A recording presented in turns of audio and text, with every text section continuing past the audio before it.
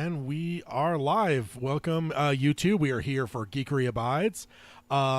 Let's go ahead and I don't know. Guess we do the intro after the intro, or we haven't really established. I guess we can introduce ourselves. I am Tad, and with me, as always, is Peter.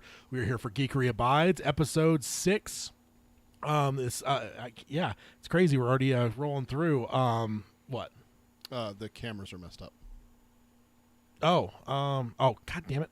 I got it set up now to transition. I keep forgetting to fucking transition. Oh, there you go. In the old days, I used to be able to just click the thing, and that's what it showed on the screen. It would do it? So, oh, okay. I'm getting used to using studio mode, or I've got a pre-thing ready and a post-thing, and I'm not used to that at all. So, yes, now we're on the screens like we should be. Looks like we got Carol in the chat. Welcome, Carol. Mm-hmm. And it's all good. You missed the Last of Us birthday weekend. We totally understand. Heck, I probably wouldn't have been here to talk to Peter if it was my birthday weekend. We're here for episode 6. And like I said, I think we mentioned at the tail end of the last episode, because we always love the next time on Batman. Type thing. We announced that we are going to be Dreamcasting Red Dead Redemption 2 for an adaptation. So let's go ahead and hit the old intro. Let me make sure also I'm recording on the... Yeah, I am. Okay. Hit the old intro and get started. Oh, better get over to the right intro. That would be bad.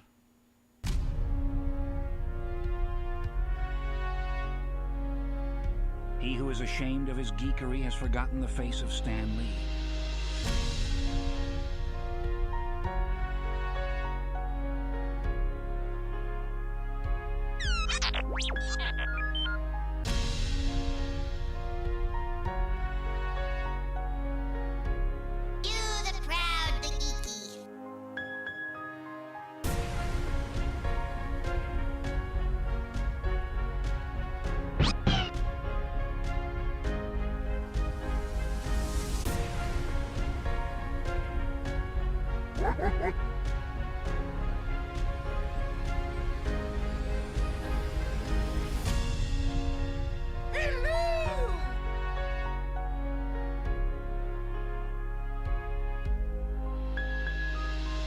This is the podcast, Geekery Abides.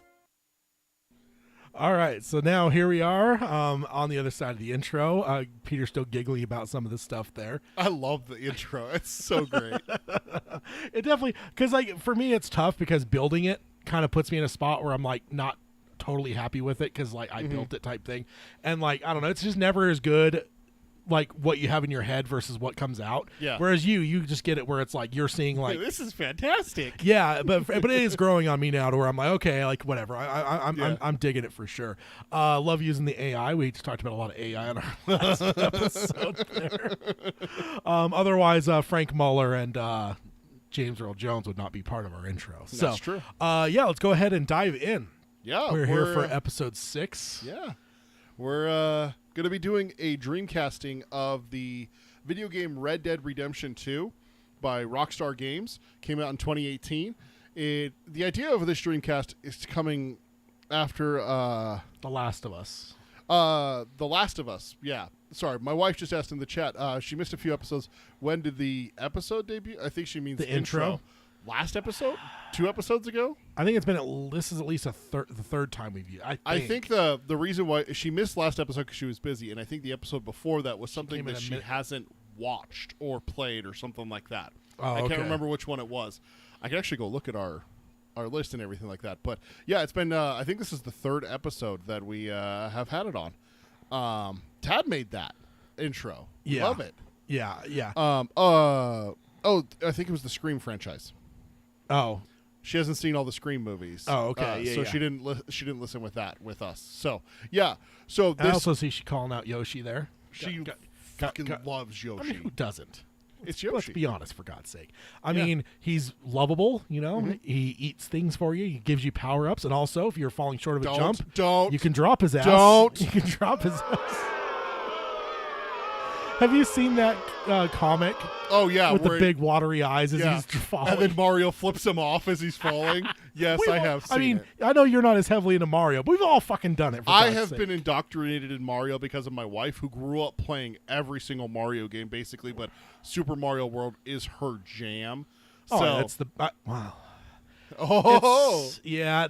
I've always said I'll leave it to the philosophers to decide Super Mario World or Super Mario 64, which one's better, because both of those are fucking amazing. Yeah.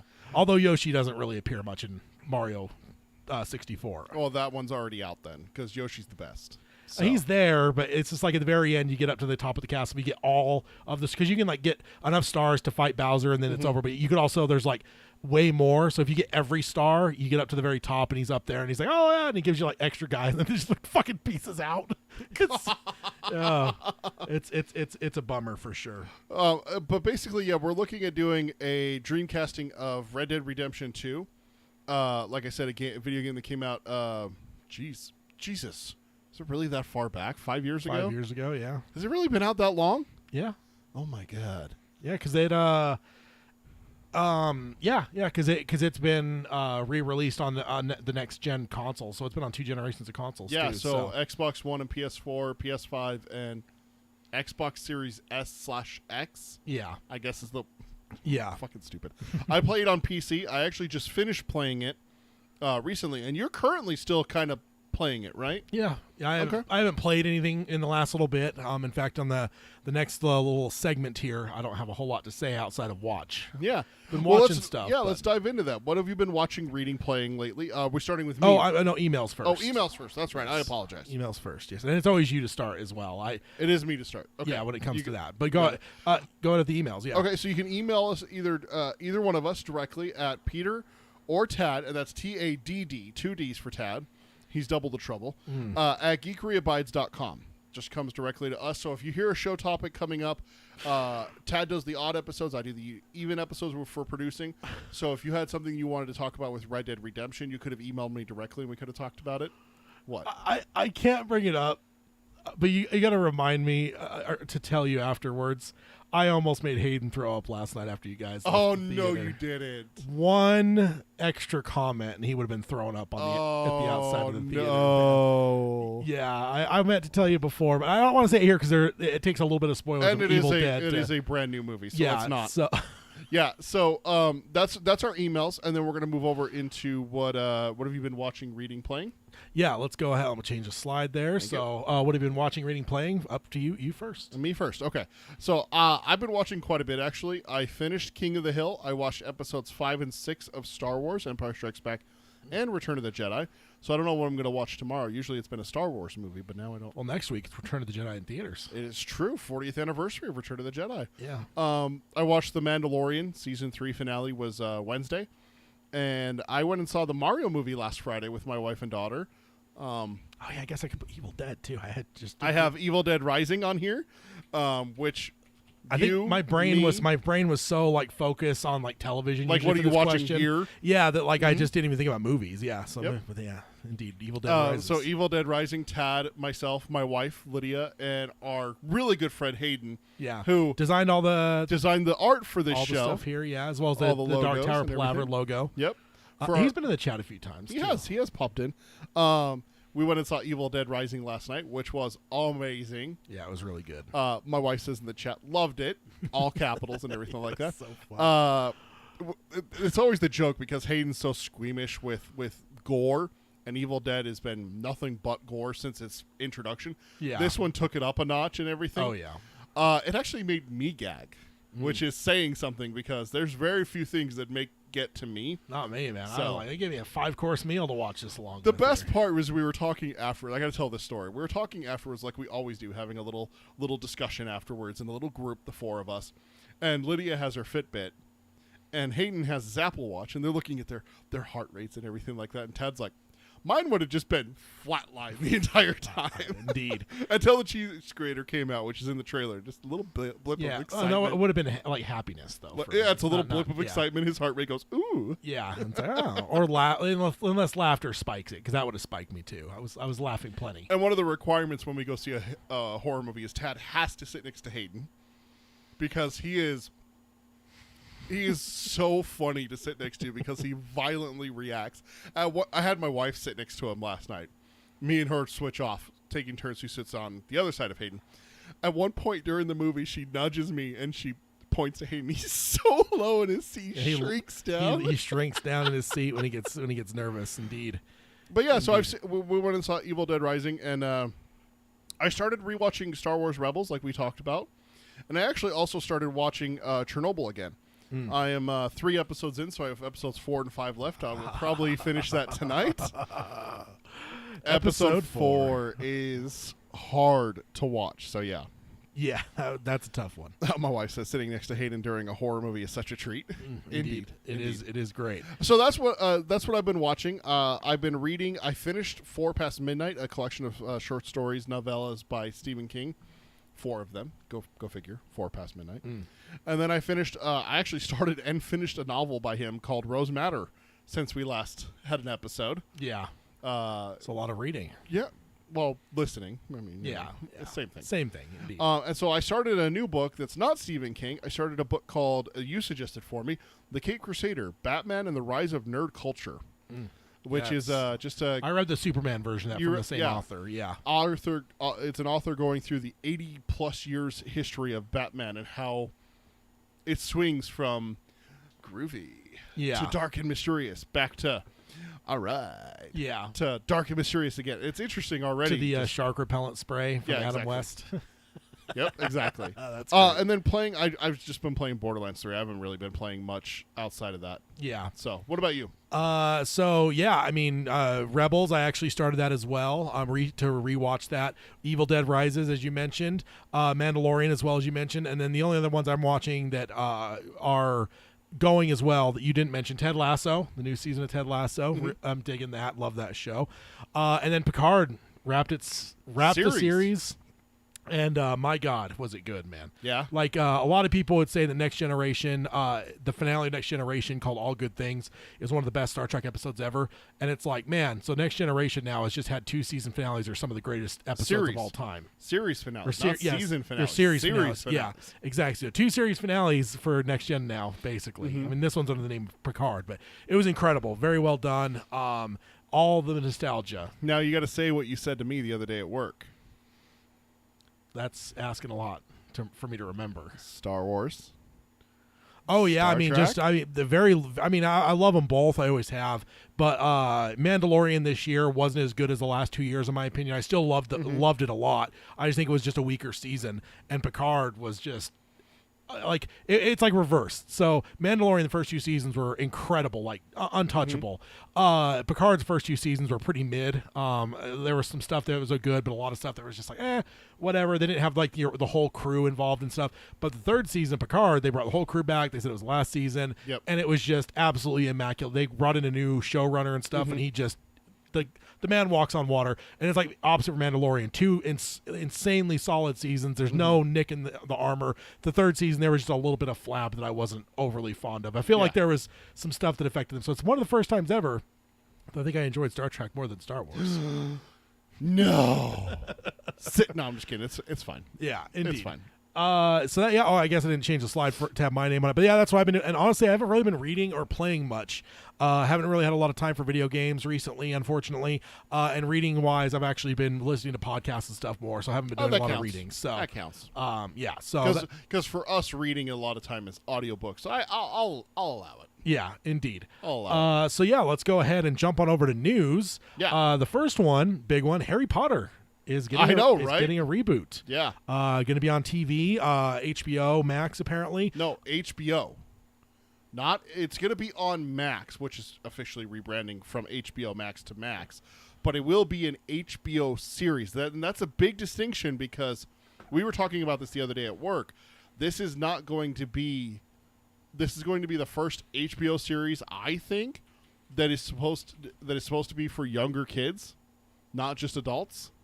Like, you look through the pantheon that is HBO, and it is just a bunch of adult stuff. But everything that I've seen is that it's going to be an HBO series. Yeah, no, it's Max. Is it? Uh-huh. Oh, okay. So, which makes sense, because HBO is a very specific brand. That's what I was wondering about that. And I was like, everything that I could find says that it's an HBO series.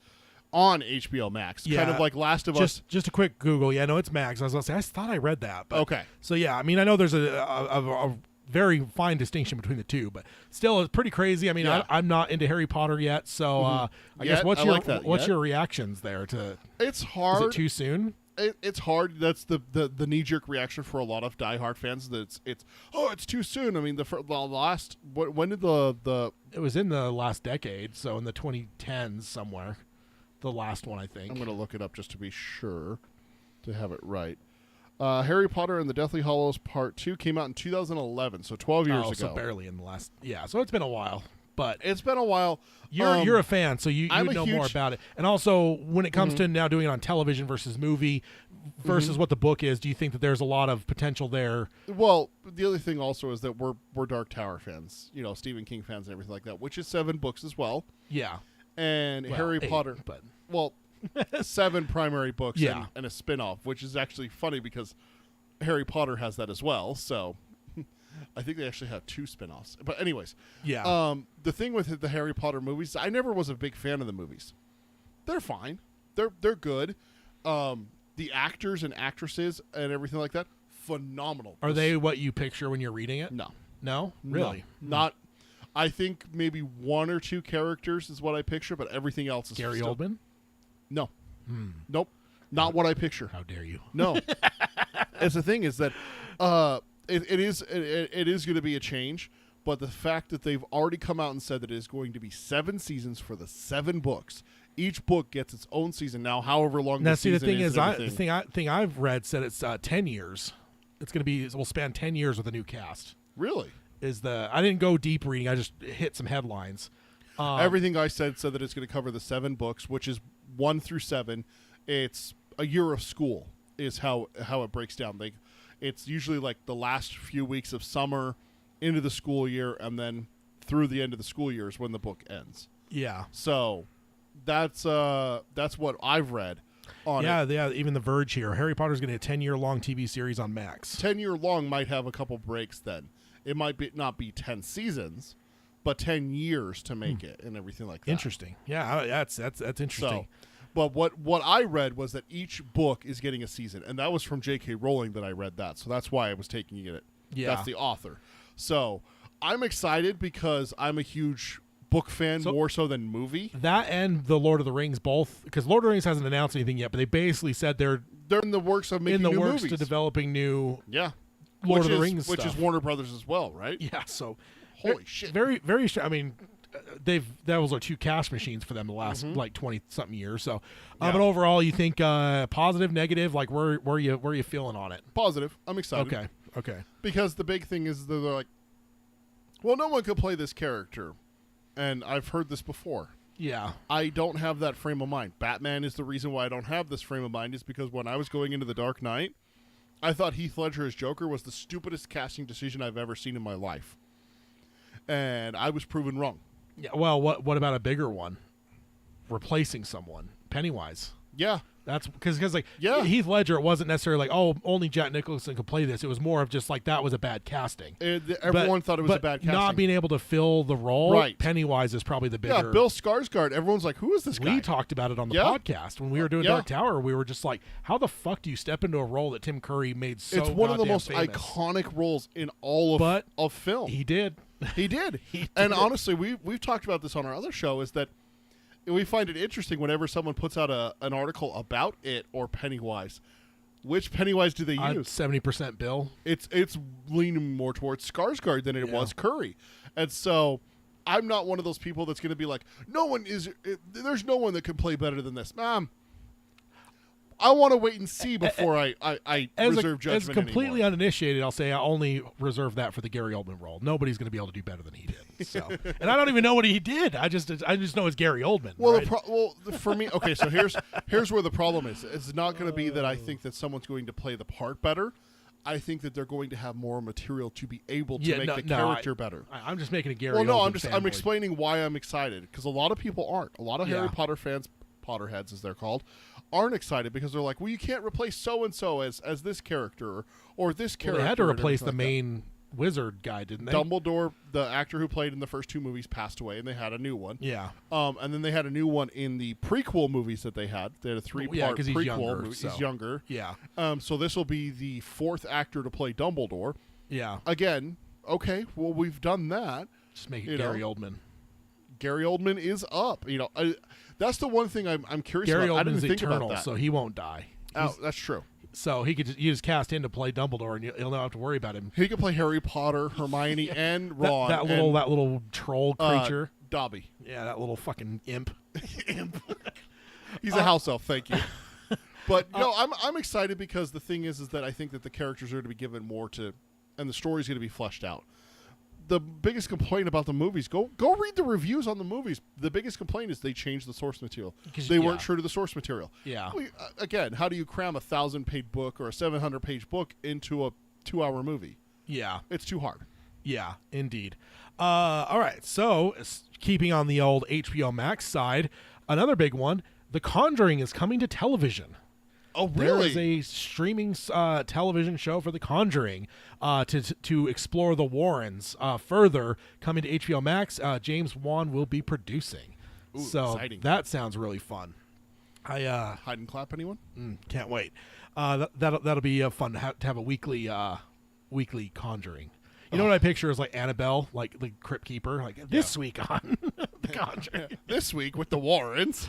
Oh, man. Next up, and I think I've already told you this, Kathleen Kennedy confirmed at the end of Celebration that the new 3 movies, even though they're not a trilogy and they're not enumerated, they will have opening crawls. So the opening crawl, iconic opening crawl of Star Wars will return. Because up to this point, they've isolated it. They've allowed the opening crawls to be on the episodes, like episode 1, 2, 3, 4, 5, 6, 7, 8, 9. But the spin-off things like Solo and Rogue One and stuff, they did not. Right. These are not episodic movie, so there's people concerned there wouldn't be opening crawls with the 3 they announced. Confirmed that they're going to have them. Yeah, indeed. So that was cool. Yeah, that was a mistake to not have them all across the board anyway. Absolutely. Next up, Return of the Jedi back in theaters for the 40-year anniversary. We already mentioned that. Coming to theaters April 28th through May 4th. So May the 4th be with you. Go on and see my boy Jabba the Hutt. Gotta love him. Go get some lightning teeth on the big screen. Gotta love that. Disgusting. I hate that. Oh, it's wonderful. I hate the lightning teeth. It's so good.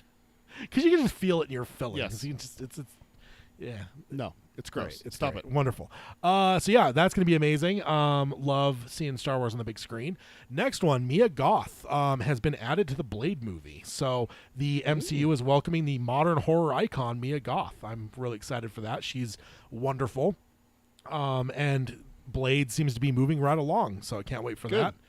Next up, very strange, Godzilla X Kong, The New Empire, is a movie that has been announced. It's coming out next year in theaters. I have no idea how we're supposed to say it. Like, is it Godzilla times Kong, Godzilla by Kong, Godzilla X Kong? Godzilla the 10th versus Kong? They're not fighting, I guess, so they could drop the verses, but they should have just gone like Kongzilla is the name of the movie. just go that way, in my opinion. But hey, I'm a sucker for kaiju type movies. I love them, so I will be there opening weekend to see that. That's awesome. Next one, John Boyega is reportedly reprising his role of Finn in the movie that will be starring Daisy Ridley. Good. With Rey and the new Jedi I was worried Order. about him. I know that he had some issues with Star Wars. Yeah. Coming out of The Last Jedi and Rise of Skywalker. So yeah. That's good. He's great. I love John Boyega. Yeah, for sure. Can't wait for that. This is out of nowhere. Some Spider-Man is coming to Disney Plus. We have the Tobey trilogy, The Amazing Spider-Man, Spider-Man Homecoming, and Venom.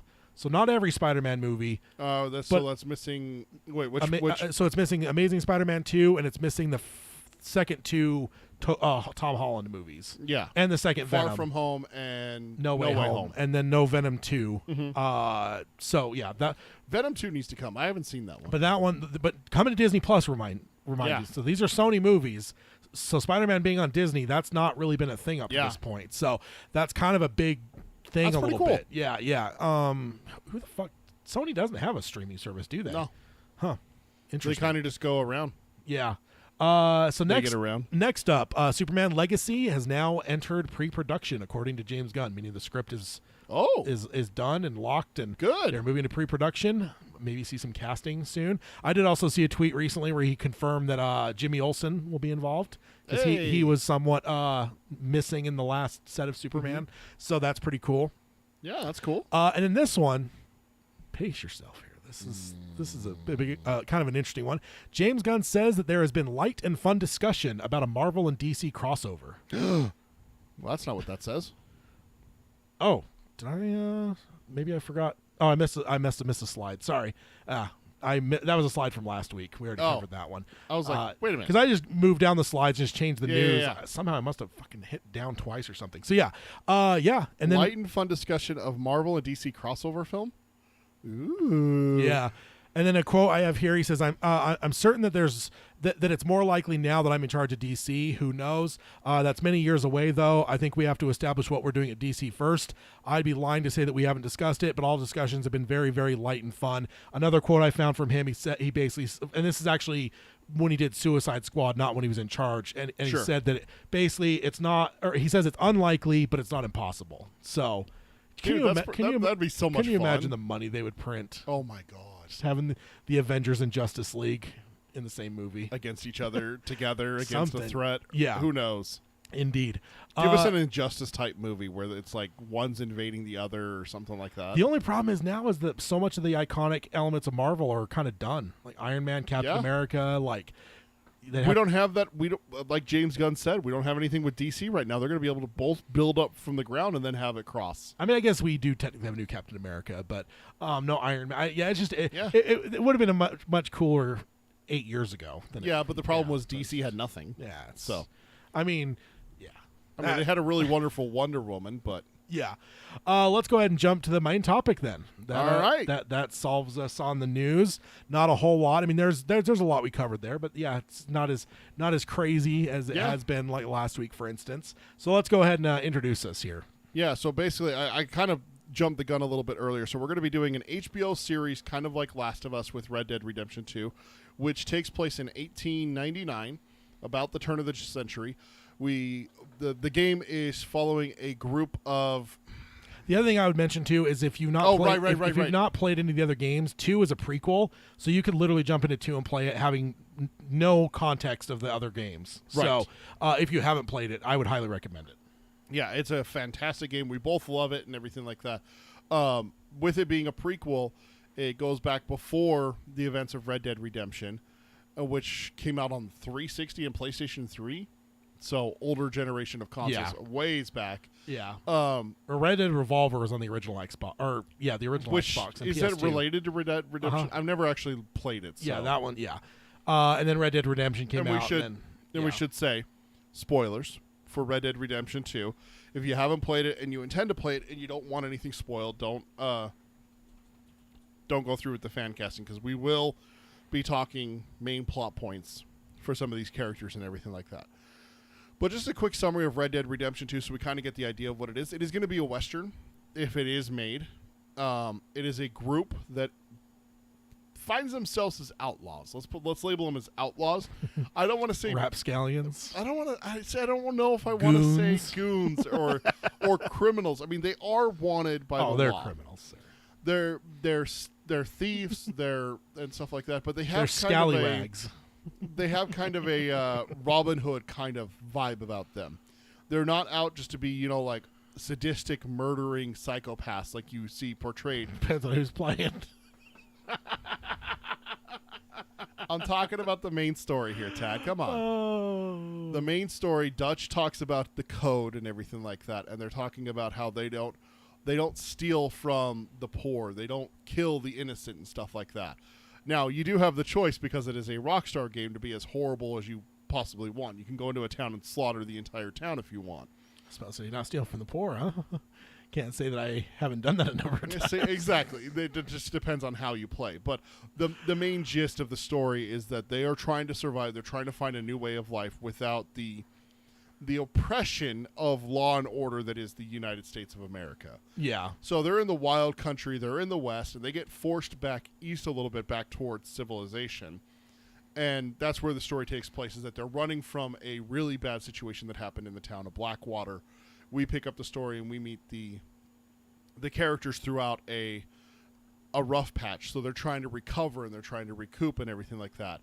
And then the story progresses from there, where they're wanted by an agency called the Pinkertons, which is a special agency that works for the U.S. government, but can be hired by private entities to do their dirty work, like Amazon. Yeah, like Amazon.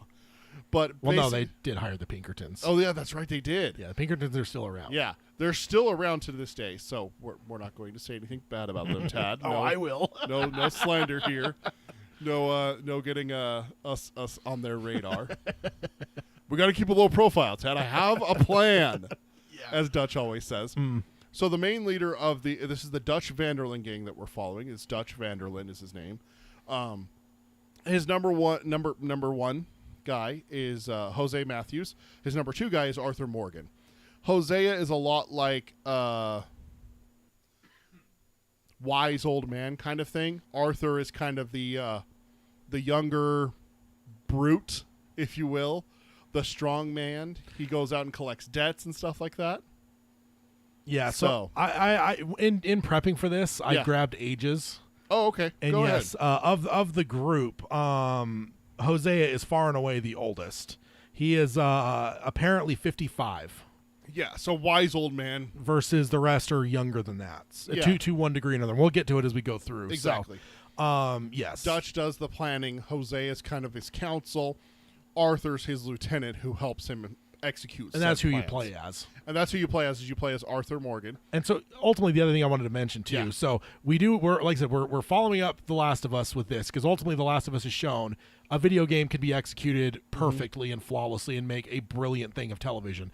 The other person who called this out recently, and I forgot to mention this in the news, Jack Black says that he wants to see Red Dead Redemption 2 adapted to the same level as The Last of Us. I actually have an article here that I was getting to that Henry Cavill also wants that, who played Superman. Yeah. In the DC EU is what it used to be called. Yeah.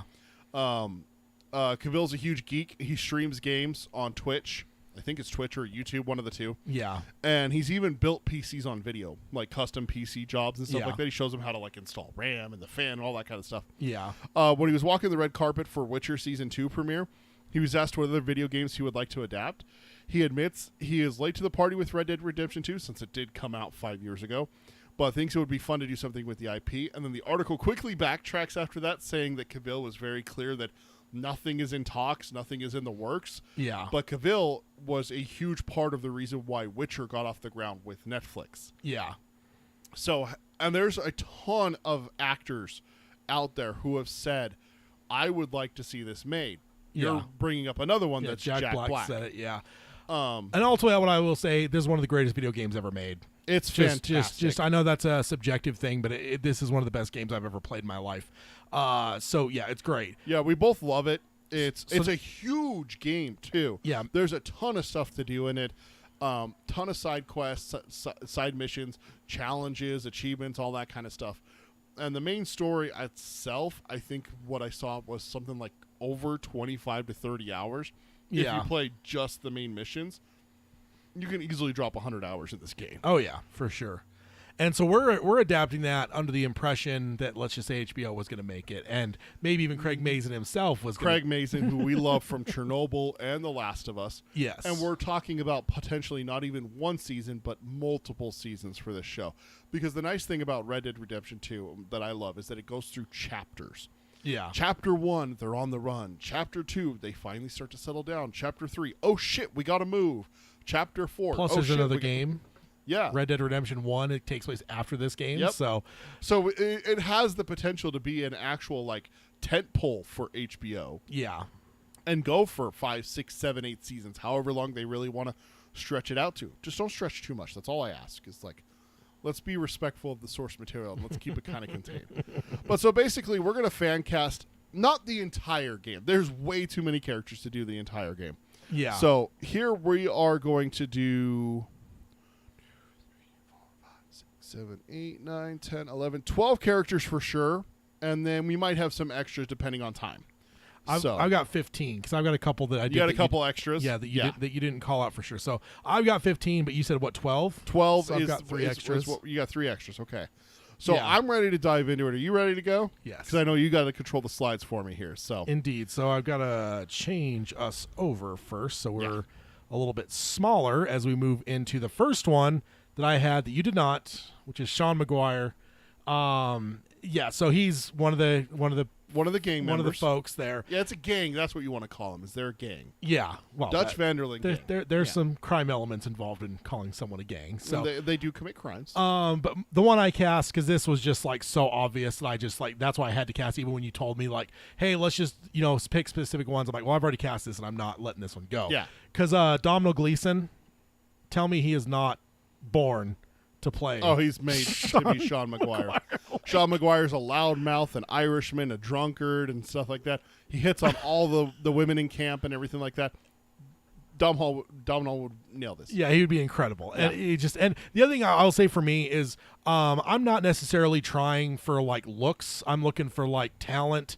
I try to keep age in mind, because like I did look at some after I kind of got most of mine vetted out. I looked up some to see what other people had said online. There's a lot of people where it's just like Josh Brolin for Arthur, and I'm like, Josh Brolin's like 50-something years old. That's dude. too old. Like Arthur's like in his 30s. Yeah. So I was really trying to be cognizant of that, because I think I could have done an entire Dreamcast entirely different if I just picked without age really being a huge concern. So I'm not totally locked into age, but I try to keep age in mind, because a few that I pulled up, and there wasn't as many out there as I thought there would be, but there was a lot where I was like, Jesus Christ, man, like all the people you're casting are in their 50s or 60s. Like no one is that old. Like Hosea is only 55 for God's sake. Exactly. Well, it's also, you got to remember, 1899. People don't live that long. Yeah, no, I know. It's just it was just crazy how many some of the people, and then some of the people that people were casting and other ones I read, they were good actors they were picking. I was just like, you're not really fitting. Like you're getting for that if role? you got a 50-year-old Arthur, like how the fuck old are you going to make the rest of the characters? Yeah, exactly. to have the same dynamics to compensate. Yeah. Yeah.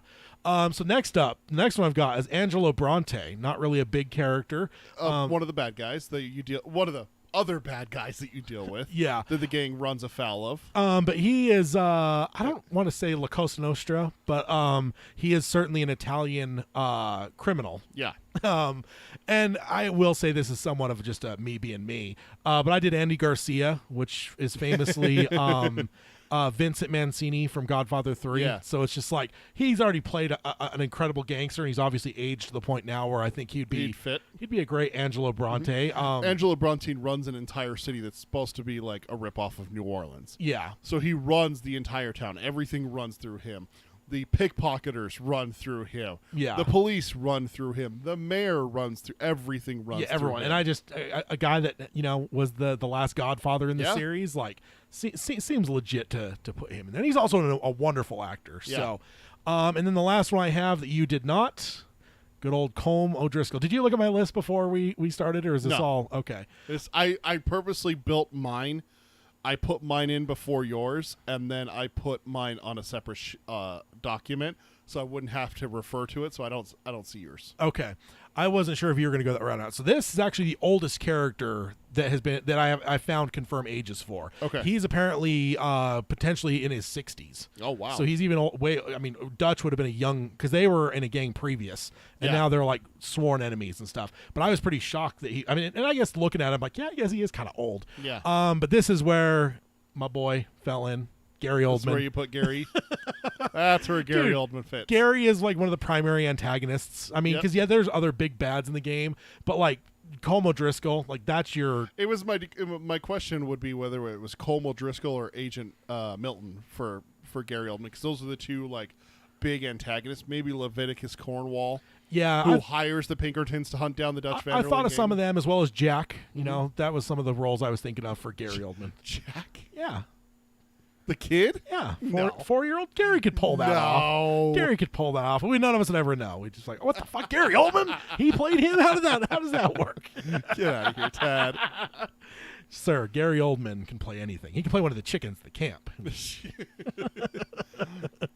So those are the three I've got that were not ones that you originally lined out as like have to haves, but I just had them already before you even sent me that, and I was just like, I've got to have these ones. All right. So yeah. So the 12 that we're going to do, we're going to start from the bottom and work our way up to what I would call top billing. You know. So another gang member here. We're going to start with, because that's what ultimately one thing we found in the Dark Tower Palaver side is when we start at the top and just work our way down. Yeah. It gets to the point where by the end you're just kind of like you're dealing with lesser characters. Yeah. So we're like, we got to do it more of a countdown way rather than a count. Yeah. We got to work our way up. Work our way up to the top. Yeah. And I reordered it a little bit so that we have. So I hope that we have the same. I think we have the same order. You did the order that I sent you. Okay. So the first one we have is a gang member. He's a Mexican nationalist. His name is Javier Escuela. And so I'm going first. My pick was. Just tell us about the character a tiny bit. Oh, yeah. Too. So the character is that he is so wanted in Mexico that he flees to the United States and falls in with the Dutch Van der Linde gang. And in Red Dead Redemption 2, he is kind of he's one of the good guys, kind of thing that you look at. Like, he doesn't go out of his way to hurt people. He robs when he can, wants to do his thing, do his fair share for the gang and everything like that. Helps Arthur when he needs it and everything. He's there through thick and thin and everything like that. Yeah, because you're Arthur, and it seems like the camp is split. There's some that are like kind of cool with you, and other ones that are kind of antagonistic. It's kind of split around the main antagonist of the game, which is Micah Bell, who we will get to later.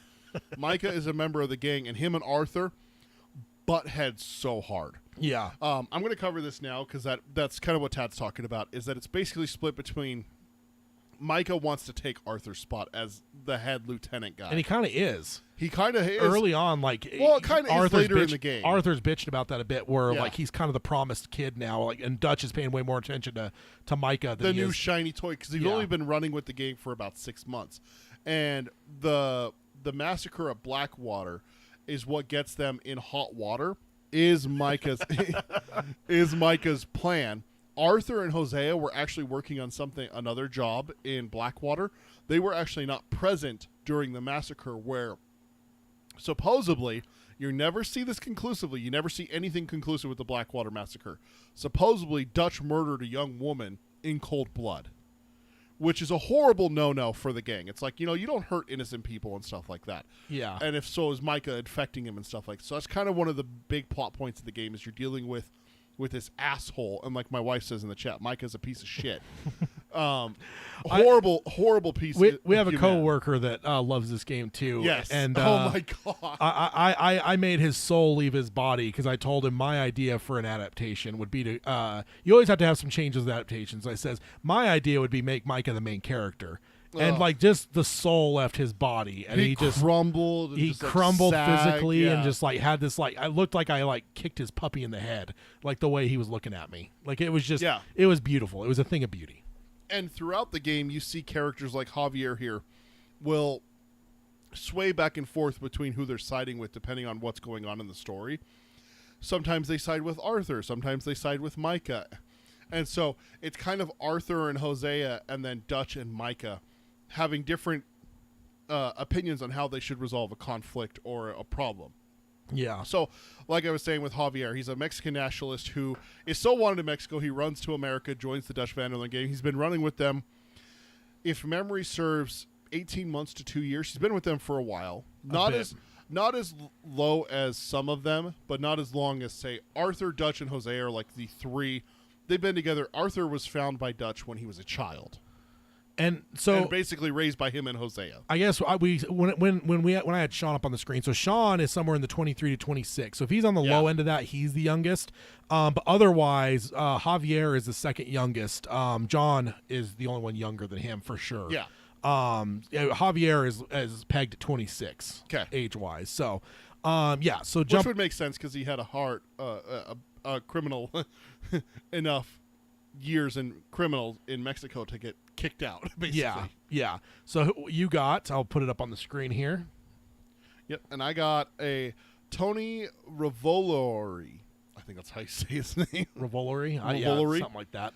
He is the what's his name in Spider-Man? Flash in Spider-Man. Yeah. He not only nails the part, but I think he's a fantastic actor too, seeing him in like Spider-Man and stuff like that, playing just like the dick and everything. Uh-huh. The popular kid, the rich, popular, arrogant kid. I could very easily see him playing Javier, who's like I'm Mexican, not Cuban, like to some people and everything like that. He's all haughty with them and everything. But also I think it would be nice to see him get a chance to spread out a little bit and move on from Flash a little bit out of the MCU. Yeah. I think it would be nice for him to do that. And he's right around the right age and everything. Yeah. So that's my pick. Yeah. And so I have Zola Marduena. And if you've watched Cobra Kai, you know him as the main kid in Cobra Kai, as well as he's about to star in Blue Beetle coming up. Yep. He's amazing in Cobra Kai. He's one of the best characters in that, and that's a wonderful show. But his role is incredible. I think this kid's got a lot of talent, and he's now kind of in that age where I think he would. And I even grabbed a picture that I feel like he's a little bit Javier-ish. He's just got to shave a little bit, just down to the mustache and the little soul patch. A little bit more of the grungy hair too. Got a little bit of the longer hair. Yeah, absolutely. So that was my pick. I think that again, I think he's just got a lot of talent. And I think putting him in a role like this would be pretty awesome. Absolutely. So that's my pick. What do you think? I think it's a great pick. Honestly, he's a fantastic actor. He's phenomenal in Cobra Kai. Yeah. So. Yeah, no. In yours, I actually thought about him too. Actually. Oh, did you really think it? Yeah. I always love to see which ones we lined up on. And spoiler alert: there is at least one that we match up on. Oh, so you did look at mine then? I peeked at the top. I wanted to see if you, because you told me you hadn't cast Arthur, the main character. I didn't. And I peeked and I saw that you hadn't. I didn't until this morning. And then just a couple characters below. I was we did have one. It was this morning, man. But the rest of it, I didn't look all the way down to see like this. Okay. So. Okay. or the ones on the bottom that I ended up axing from us required to do it, like the Gary Oldman. Yeah. So So next up we have Bill Williamson, which is another gang member, former army man who's dishonorably discharged from the army, a ruffian. He butts heads with Arthur because he is the camp idiot. Everyone calls him an idiot. He hates it. There's a really great line in one of the missions where he's like, when I screw up, I'm yelled at and chewed out and put down. When Arthur screws up, it's just one of those things. And it's like, he's kind of got a point there. He is kind of rough shot and everything. He's not the dumbest in camp because Uncle exists. Uncle exists, so. Tad doesn't like a few members of the gang, and Uncle is one of them. Yeah, he's the only one I've never said a kind word to. Never. I always antagonize him, Uncle. Yeah. And that makes sense. Every once in a while, I'll antagonize Jack, too, just to spice things up a little bit. So, like...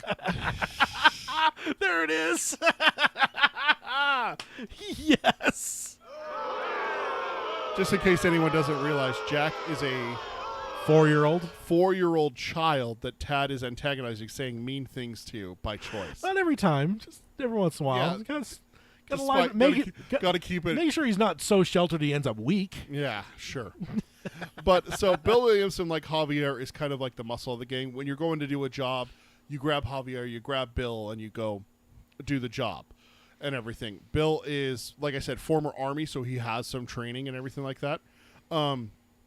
Big brutish kind of guy. Kind of paunchy as well. You can see here he doesn't exactly have like the clean shaven look and everything like that. He's a nappy guy. So my pick for Bill, I mean, he already fits. It's Dave Harbour. Like, look at that dude. Like, it is Bill. Yeah, no, that is a really good pick. I will say on mine, I found it immediately, so I didn't really think through it too hard. But when I saw yours, I'm like, oh, that's actually a really good pick. Yeah, but he plays the sheriff in Stranger Things and Santa Claus in the Hellboy. Yeah, the reboot. Reboot of Hellboy, but he's also in that the movie that just came out a few months ago. The action Santa Claus movie. Yeah, wasn't that closer to Christmas? It was a few months ago. Yeah, it was a little while ago now. My wife says, by the way, she says, "Wow, antagonizing a child." Yeah, it's Tad. I mean, what do you expect? Hey, and also, let me just pause for a little tangent here. If you play through the other Red Dead Redemption, have you played that game? Yes, I have. Okay. So in that game you end up playing as Jack as a young adult. At one point in the game, yes. And getting mixed up into all this stuff. So in that, you kind of shit on his dad's sacrifice and Arthur's. Yep. That has got to be one of the worst. So, like, he deserves some antagonization. Like, he ruined, like... Okay. He's got a lot of sacrifices made for him, and the dumb fucker falls into all the same shit that a lot of people are trying to keep him from. I think the whole gang kind of has like a kind of a protective. They're trying to. Jack is the only child in the gang and everything like that. Yeah. We'll get to his parents later in this casting. My wife points out the movie with David Harbour is Violent Nights. That's what it's called. I couldn't think of the name of it. But yeah, that's my pick for Bill Williamson. I think he'd nail it. He's exactly who I picture. Yeah. No, that is a good one. Maybe this is one of the few ones where I didn't even have to think. When I play Red Dead, I kind of think of him already. Oh, okay. So. Okay. So mine, I thought of immediately, and again, if I would have thought about it further, maybe yours is even a little bit better pick than mine. But again, mine was like so immediate that I rolled with it, and mine is Nick Offerman. Oh, that's a great one. And I found one where he is a little bit more closer to... The only question I have... Nick Offerman is great because, like, in Parks and Rec, he can be kind of off-putting. Yeah. I just don't know if he can be, like, the drunk, smelly, off-putting kind of guy. He always seems so much more sophisticated. And wears the sweaters. But it'll be awesome to see him kind of... He did really good, really different role in Last of Us. He was also in that McDonald's movie with Michael Keaton. Oh, really? I haven't seen that. It's not... He's... kind of it's just I feel like I've seen him play such a pantheon of characters that I really do think that he'd be fine. In fact, he might actually really enjoy having kind of the more dingy, dumb, fucking whatever dipshit that Bill Williamson is. So Carol asks, any space for one of my favorites, Jeffrey Dean Morgan. I've lived with him since he was introduced as Winchester Daddy, which is the father in Supernatural. And he's also in The Walking Dead. I can't remember which one, but I almost put him in a role. I had him on my list of actors to keep in mind for Bill here.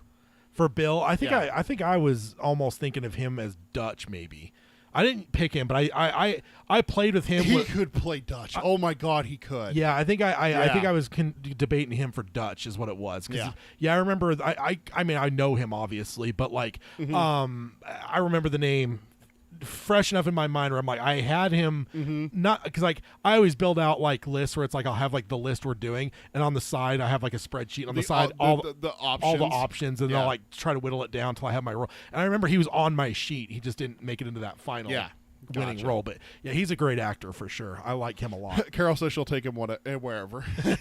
So unfortunately he's not on my list, but he definitely he almost. There's a lot, dude. I had a whole thing. Let me I have a couple that I had at the very bottom of my list that I was really bummed I didn't get. One of them, Jared Harris, Chernobyl, the main guy, Legasov. Oh, is that Jared? Like, that's the actor's name. I never remembered the actor's name. Yeah, and he's great. He did incredible in Mad Men as well. I really wanted to use him for something. Also for one of the younger roles, I really wanted to use Austin Butler because I think he's fucking incredible. That played Elvis. Couldn't find a place for him. And then Jeffrey Dean Morgan. I had him like where I'm just like I had a couple names I threw on at the bottom without even considering characters. I'm like, here's some actors I just want to put in here. You're just like, I love these guys, and they just those are ones that didn't make it, unfortunately, for me. So all right, so now we ready to jump on over to So the next one is Hosea Matthews. Oh, is it? Did I put it? No, you have the agents. I have it out of order. I have the agents. I'm sorry. I have my list out of order. I apologize. How dare you? Agent Ross here. I don't know how I messed that up. I apologize. So we have Agent Ross here, which is one of the Pinkerton detectives hunting the Dutch Vanderlyn gang. He is the sidekick of the main agent, so kind of like his partner. You have the seasoned veteran who is an older gentleman, and then you can see here Agent Ross is a younger gentleman. Now, for the context of who this is and why it's important that we cast him, he is the main antagonist in the first Red Dead Redemption game, which, if you remember, we said earlier, comes after Red Dead Redemption 2. So whoever we cast here is going to be important if the series is going to continue and go into the first game, which would be the sequel to this series. And I will say I broke on that. Yeah. I just picked two actors here, and I was because these ones there wasn't a lot of information on age, and it was just like I just picked two where I'm like I want these because one of the one for this one, as a matter of fact, we'll get to it when it's my turn. This is another one of those ones I had at the very beginning where I'm like, here's some people I love. Let's see if I can find a place for him. And then you're like, he fits there. And I'm like, yeah, he's going here. So which means that it's probably a good actor, so we're probably okay. Yeah. Just not on the younger side. You're not going to do David Schwimmer, so I'm going to be. Hi-ho, Silver. I know, such a weird casting for him, but it worked. It really worked. And it works also because what I did is the ultimate life hack. I've never seen Friends, so it didn't. I don't know who that is. Didn't have that package yet. It's kind of like there was the Mandalorian episode. People are bitching about that. I think she's a singer, and there was all these people up in arms about it. I'm like, I didn't know she wasn't just an actor. I'm like, so that's my life hack. Just don't know modern singers, and they don't bother you when they show up in shows. So the actor that I have for Agent Ross, I want to see Oscar Isaac. And what a great actor. I mean, it's phenomenal. And for him to be in a little bit smaller role here, I mean, he's still going to be in the series. He's going to be there every time the Pinkertons show up. Yeah. And everything like that with Agent Milton is his partner, who is the senior of the two detectives.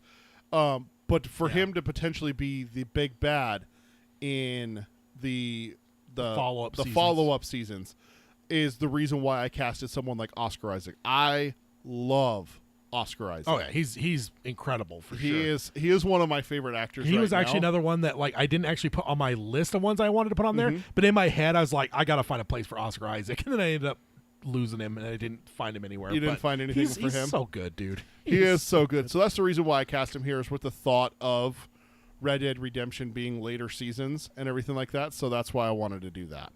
All right. No, that's a good pick for sure. And again, understanding that I went a little bit less caring about age on this one. Sure. I went with Bruce Greenwood. Oh, okay. You know, we've seen him in some Stephen King stuff. He's been in Star Trek. He's just one of those voices Batman character actors that just he fucking kills it. And could you not see him being that fucking hard ass Pinkerton? Oh yeah, that's chasing them down. Like imagine the tense scene with Jack fishing. Can you not imagine like Bruce Greenwood giving that Bruce Greenwood stare with those fucking eyes, what he could do, and it would just be you'd be terrified the whole time. I love him. He's just one of those ones I had to find a spot for, and I felt like agents can be these weathered guys a little bit more. And with it being the Old West and stuff like that, they are going to be living rough and stuff like that. They may not look as young as they should and everything like that. And the thing is that Agent Ross here ends up being, like I said, the main antagonist in the first game. With we mentioned him, Jack. Jack's father's name is John Marston. John Marston's the character you play as in the first game. Agent Ross is the one that makes John Marston go hunt down the remnants of the Dutch Van der Linde gang, including Dutch himself. Yeah. So you're hunting down characters that you meet here in this game. Yeah. And everything like that. So this is a prequel game to the first one. So this character, I could see Bruce Greenwood, you age him down a little bit and everything like that. Yeah. But then he's also the perfect age for the ending, where he is a little bit older older piece of shit, and everything like that. So it's honestly not a bad one. I don't hate it. I don't hate it. I just love him, man. He's a wonderful guy.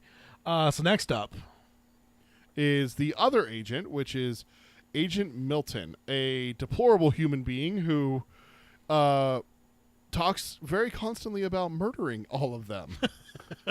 So we have that, which is not good. He is older, as you can see here in the picture. White hair when you see him without his hat later in the game. Threatens to murder women and children. A child, I guess I should say. Yeah. But all of them. He threatens to murder them. Actually, in this scene in the picture, he comes to the camp with Agent Ross and threatens to kill every single one of them. Yeah. Unless they give up Dutch, which of course they don't do because they're loyal to him and everything like that. So yeah.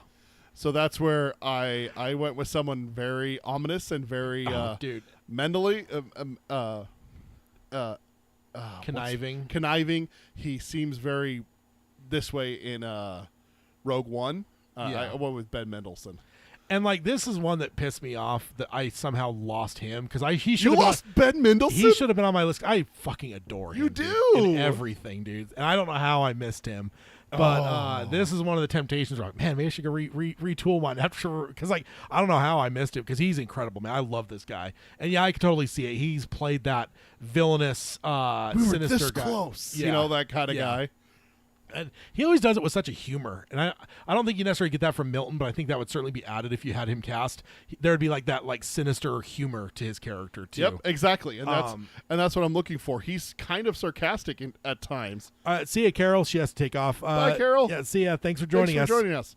But yeah, I could Ben Mendelsohn as Agent Milton here is my dream. Yeah. So what do you got? And so for me, this is one of those few times where it's a good actor, I think, but I felt like there was maybe a look thing going here, and it's a smaller role. I went with Vinnie Jones. You know him from Gone in 60 Seconds. He was in the X-Men 3. Obviously now he's aged quite a bit. Juggernaut, right? Juggernaut, yeah. And he was the Juggernaut, bitch. The Sphinx in Gone in 60 Seconds. Yeah. Looking at him at the age now, you tell me he doesn't look kind of... And he has a really good voice too for like. And he could be the sinister. He could be the sinister. Like I'm gonna kill you all. I'm gonna kill everyone at this camp type thing. So, exactly. Yeah, that was my pick. What are you doing? I'm reordering my list to make sure that I'm not going to mess up again. I thought you were like taking pictures of your screen. No. I'm making sure that my list is in order. I apologize.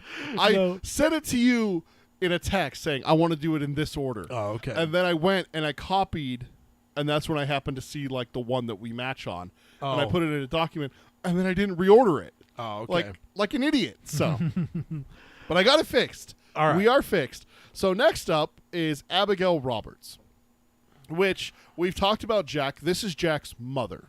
And so John Marston and Abigail do get married at the end of this game, and they've had Jack, and it causes some tension between Arthur and John, because when Jack was born, John left the gang for over a year.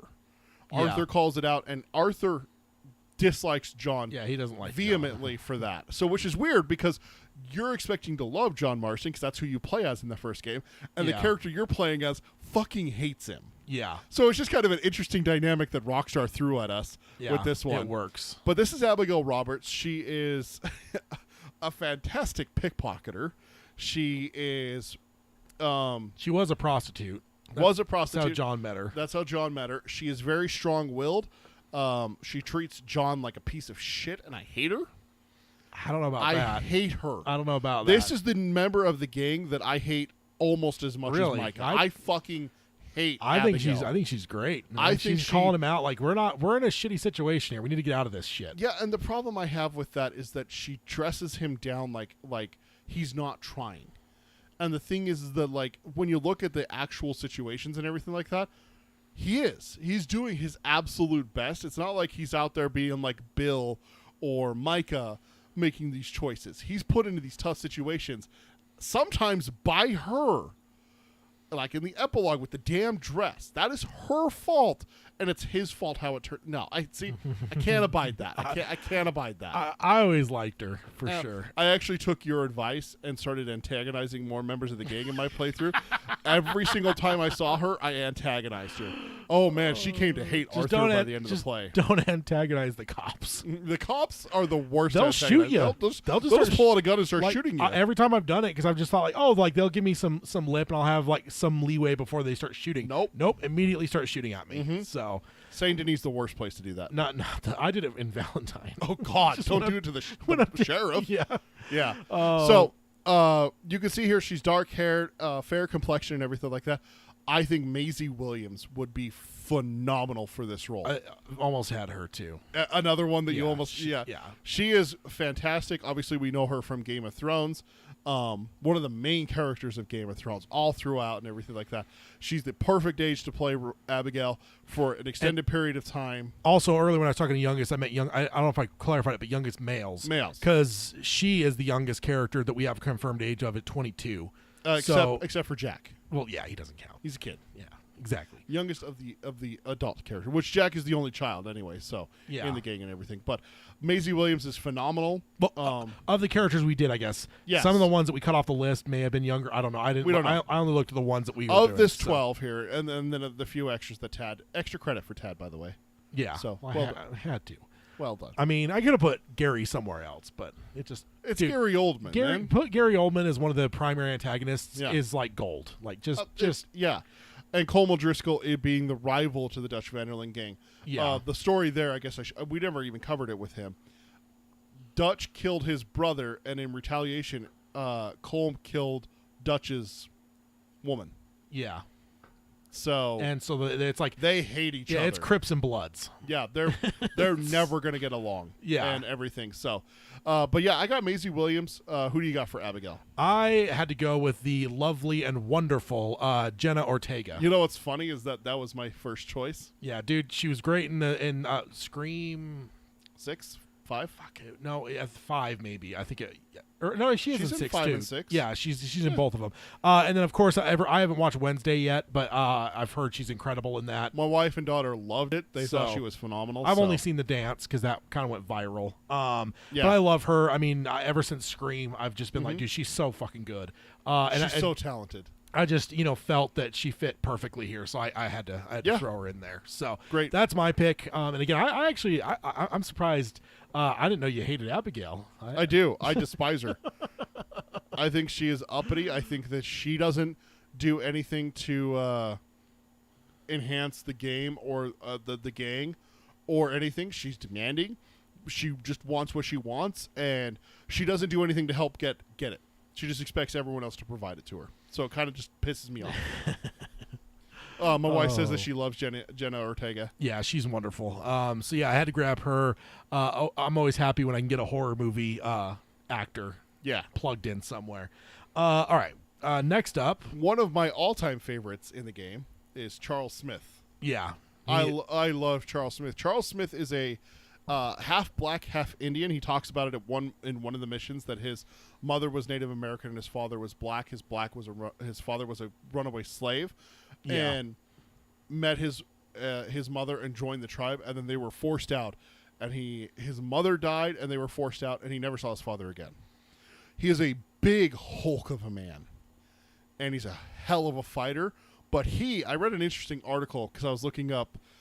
Charles, I think he might be my favorite. Yeah, well, favorite dude in the gang. Favorite dude in the gang? Outside of Arthur. I mean, Arthur doesn't count. Arthur doesn't count because that's the character you play. Yeah. So, non-playable character. Your favorite is Charles? Yeah.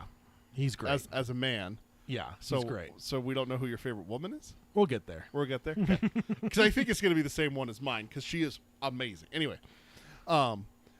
Coming soon. No, just kidding. Yeah. Charles is coming next, actually. Exactly. Charles is the moral compass for Arthur a lot of times. There's a mission where him and Arthur go out to scout for a new camp, and they find a place, and Arthur just tries to send the people that are there off, but they're in distress. They're having an issue. It's a German immigrant family, and the father had been kidnapped. And he's like, it's not our problem. And Charles is like, come on, dude. Like, what the hell's wrong with you? Yeah. And, of course, that hits home with me being the Jedi. That's why I have the blue and you have the red and you're evil and I'm good. So I'm honestly shocked to hear how much you like Charles. Oh, he's great.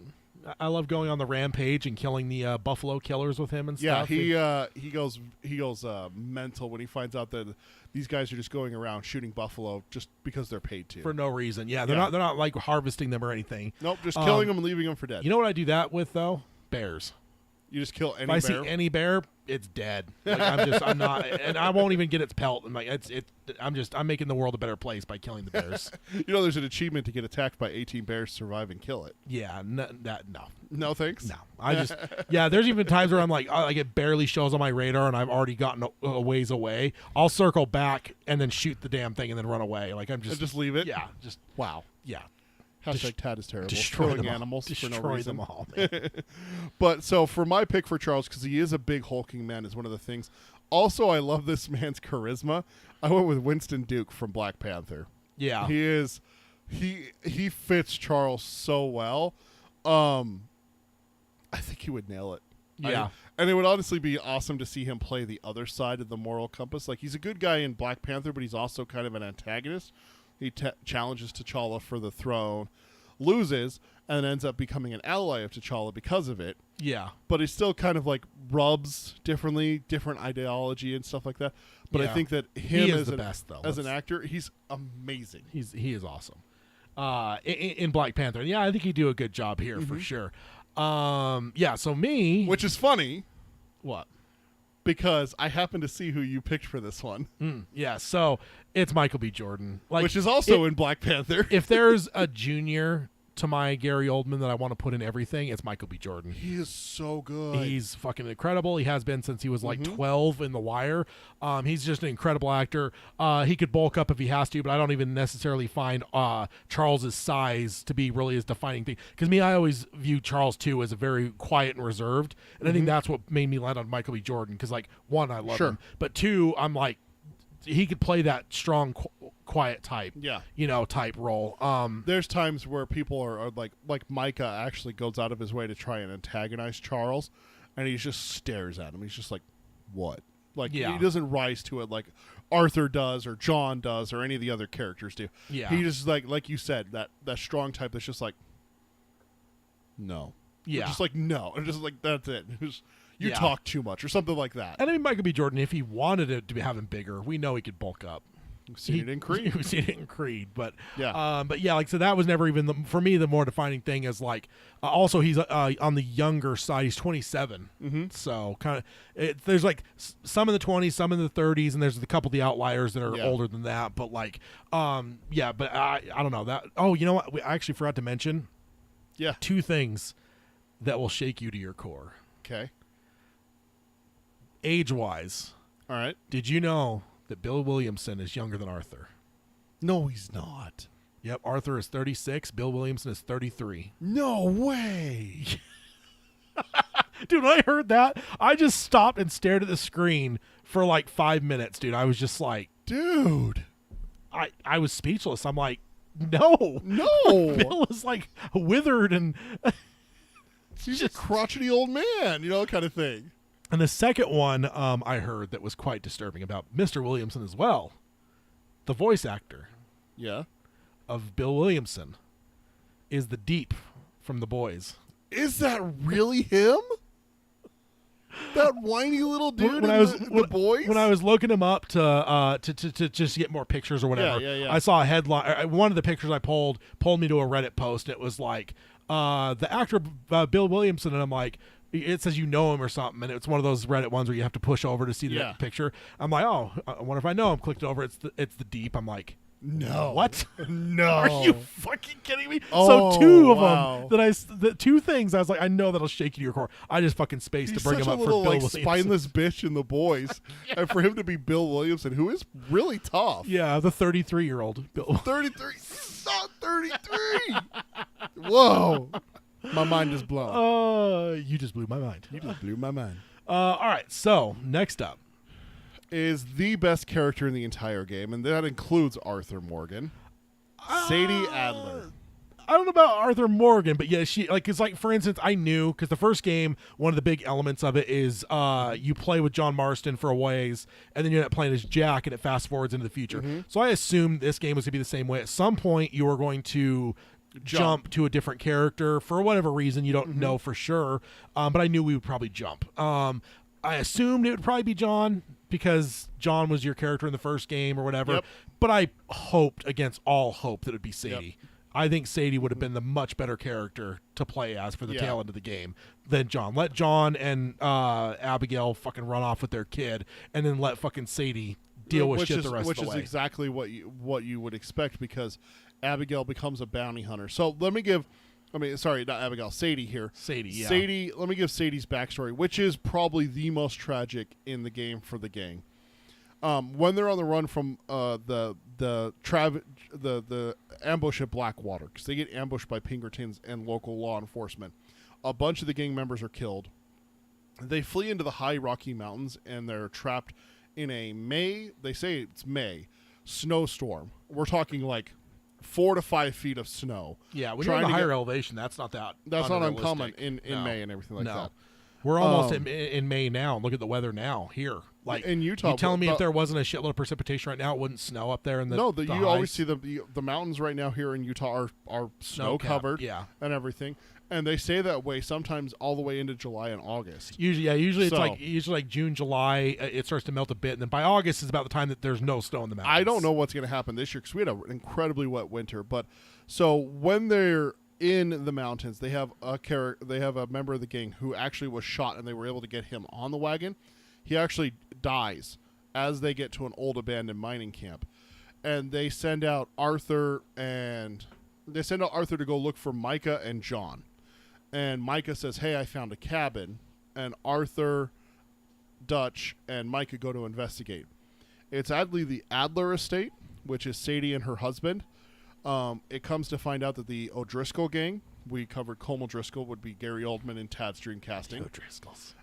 The O'Driscoll's gang has... Nothing makes me happier than rolling up on an O'Driscoll camp, though, because I just love massacring them. You find them randomly throughout the game and everything like that. And my rule is, every O'Driscoll, oh God, after I kill them all, I go with my shotgun with slugs, and I pop all their heads like grapes. God. No O'Driscoll. And even when you fall into the camp and there's like 45 of them, after the whole battle, I went through systematically, found every body, blew the head off of it, and then looted it. Wow. Every one of them. There is no O'Driscoll with a head left for me when I play. Wow, Dad. It's actually kind of a little bit understanding. So the O'Driscolls have shown up at the Adler estate here. They have murdered her husband days ago and done God knows what to Sadie over that time. Yeah. Have her hostage in her own home. Her husband's tossed outside like a bag of garbage. And then when Dutch, Micah, and Arthur roll up, they kill all the O'Driscolls and rescue Sadie, and then she slowly becomes a member of the gang. Yeah. She actually ends up becoming a very important member of the gang, which is why she's on this list. Also, she's very, very important to the end part of the game where you, like Tad mentioned, you end up playing as John Marston, the character from the first game, and what's called the epilogue.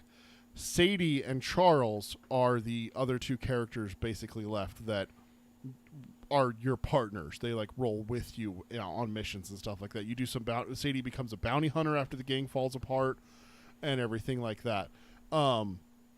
She is one of the most badass characters I've ever witnessed. Yeah, she's wonderful. She becomes so tough. She goes on a revenge spree where she kills every single O'Driscoll, kind of like Tad does. Indeed.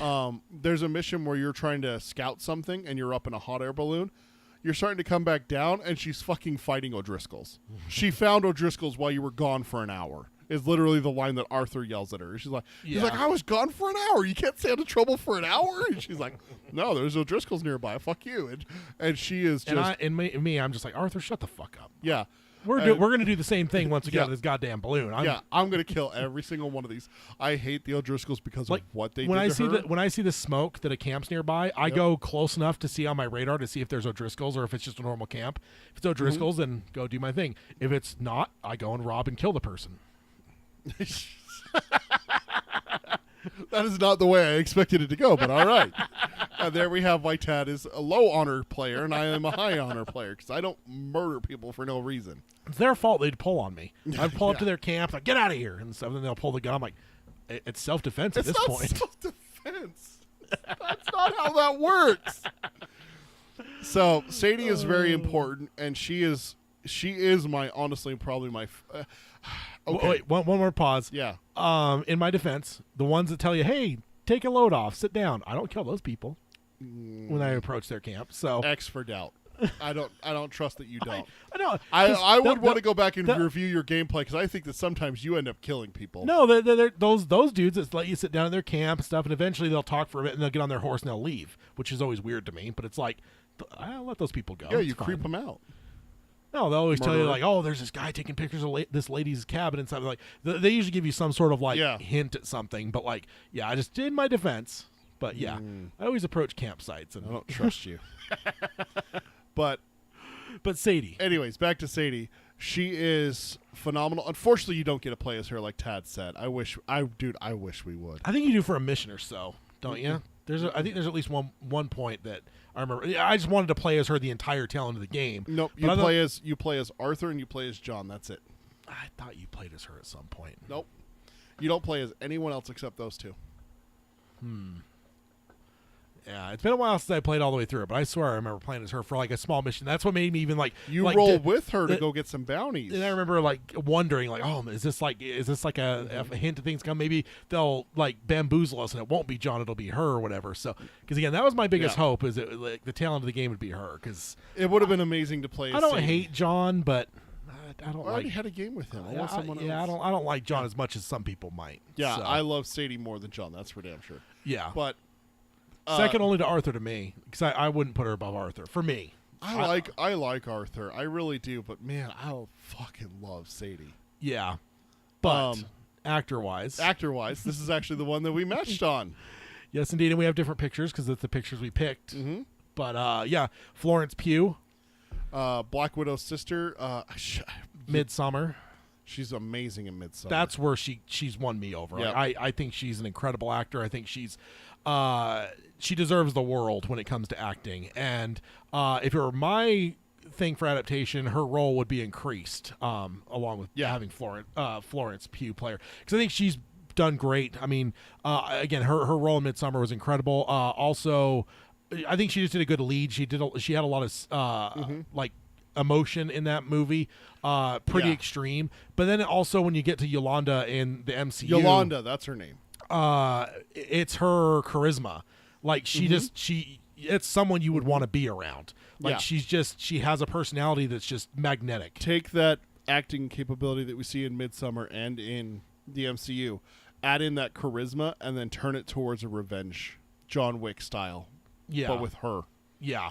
Absolutely, sign me up for 6 seasons of that. Yeah, exactly. I would watch her systematically hunt down O'Driscolls for 6 seasons. Yeah, just give me a spin-off show. Like just give me not even a full show, just a mini series. Yep, 5 or 6 episodes. Just let me watch Sadie just fucking massacre O'Driscolls. Just title it Sadie, and it's just her hunting down the O'Driscolls. Bring in a cameo of John coming to help out, or Arthur, and everything. What about a movie? I'd do it. A Sadie movie. I would just do hunting O'Driscolls. Like yes. Kind of like the Django Unchained style movie, but it's her hunting revenge. O'Driscolls. Absolutely, sign me up. I'm there every day of the week. The only other actress I consider for this one is hook it to my vein. That's right. That's right. I did have one other actress in mind, and I wanted to throw this out there to see what you thought. Isabel May. The main actress in 1883.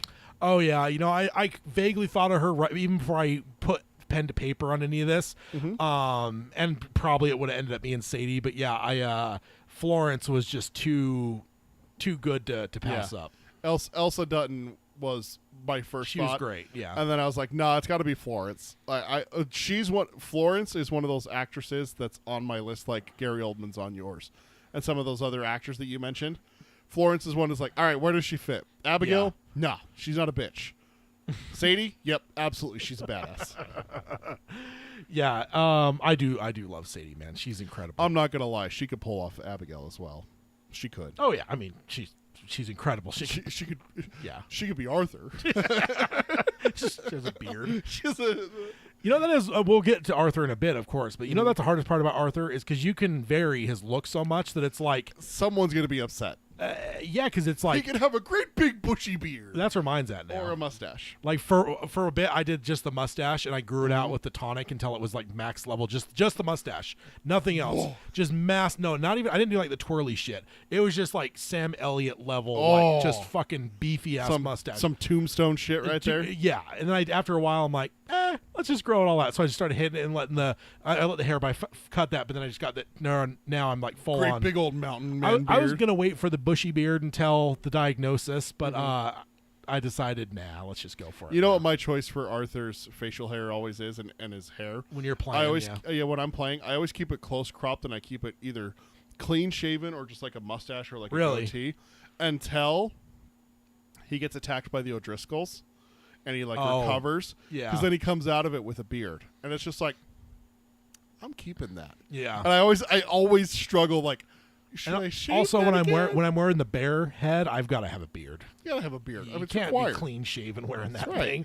Right. The other thing I'll do is the Burnside. Oh, like chops, just like the chops. chops. I love that too, man. I vary up my look quite a bit, but I will say clean shaven is almost never happened for me. That's just not a thing. But I did that this last playthrough. I'm like, I gotta do a clean shaven all the way through, and I actually kind of kept to it.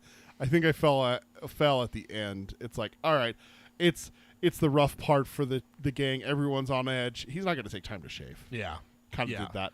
I never shave anyway. I always go to a barber to do it. Oh, really? You don't shave at camp? No, I just like going to the barber, and usually have to get my hair trimmed down too, because I keep my hair pretty close cropped. So, but that will be an interesting thing if they were to do an adaptation, because I just think that you can vary his look so much. Everybody else always looks one way pretty much. Yeah. But him, like, no, you've got an infinite amount of ways you could build him up. Yeah. So exactly. So we're going into our final 5 castings here. These are the 3. Get into the heavy hitters. These are the 3 big, like I said, Arthur, Dutch, and Hosea. And then you got the main antagonist, which is Micah. We already talked about him butting heads and that he's a piece of shit. And then you got the main character of Red Dead Redemption, the first game, John Marston. So first up here, we got Hosea Matthews, which, like Tad mentioned, is the oldest member of the gang. Yeah. He's very wise. He's very sage. He's very Gandalf-ish kind of. Yeah, I was going to say he's very Lord like of the Rings. Parental. Yeah, to Fellowship to of the Arthur. Rings. Mm-hmm. He's very parental. There's times he's very fatherly and stuff, and it comes down to whether they're going to do things Hosea's way, whether they're going to do things Arthur's way, or whether they're going to do things Dutch's way. Yeah, and then it's basically kind of like a 2 versus 1 kind of thing. Does Dutch and Arthur agree? Does Dutch and Hosea agree, or does Arthur and Hosea agree? Kind of thing. It's like the committee is these 3, and they're going to decide how they do things as a gang. Yeah, the only thing I don't like about him is he lures me into a bear. Yeah, you go have an encounter with a bear with him. Yeah. Go hunting a bear. Yeah, screw that. Come on, Arthur, let's go hunt a bear. That wasn't a good time. He didn't have fun either. Good. I certainly didn't. But overall, I do like him. I just don't like him. Hosea is amazing. He is, like I said, like I like the way you said it. He's very fatherly to a lot of the gang. He treats Jack basically like a grandson almost. Have you seen some of the interactions he has with Jack, like the random encounters and everything? Yeah.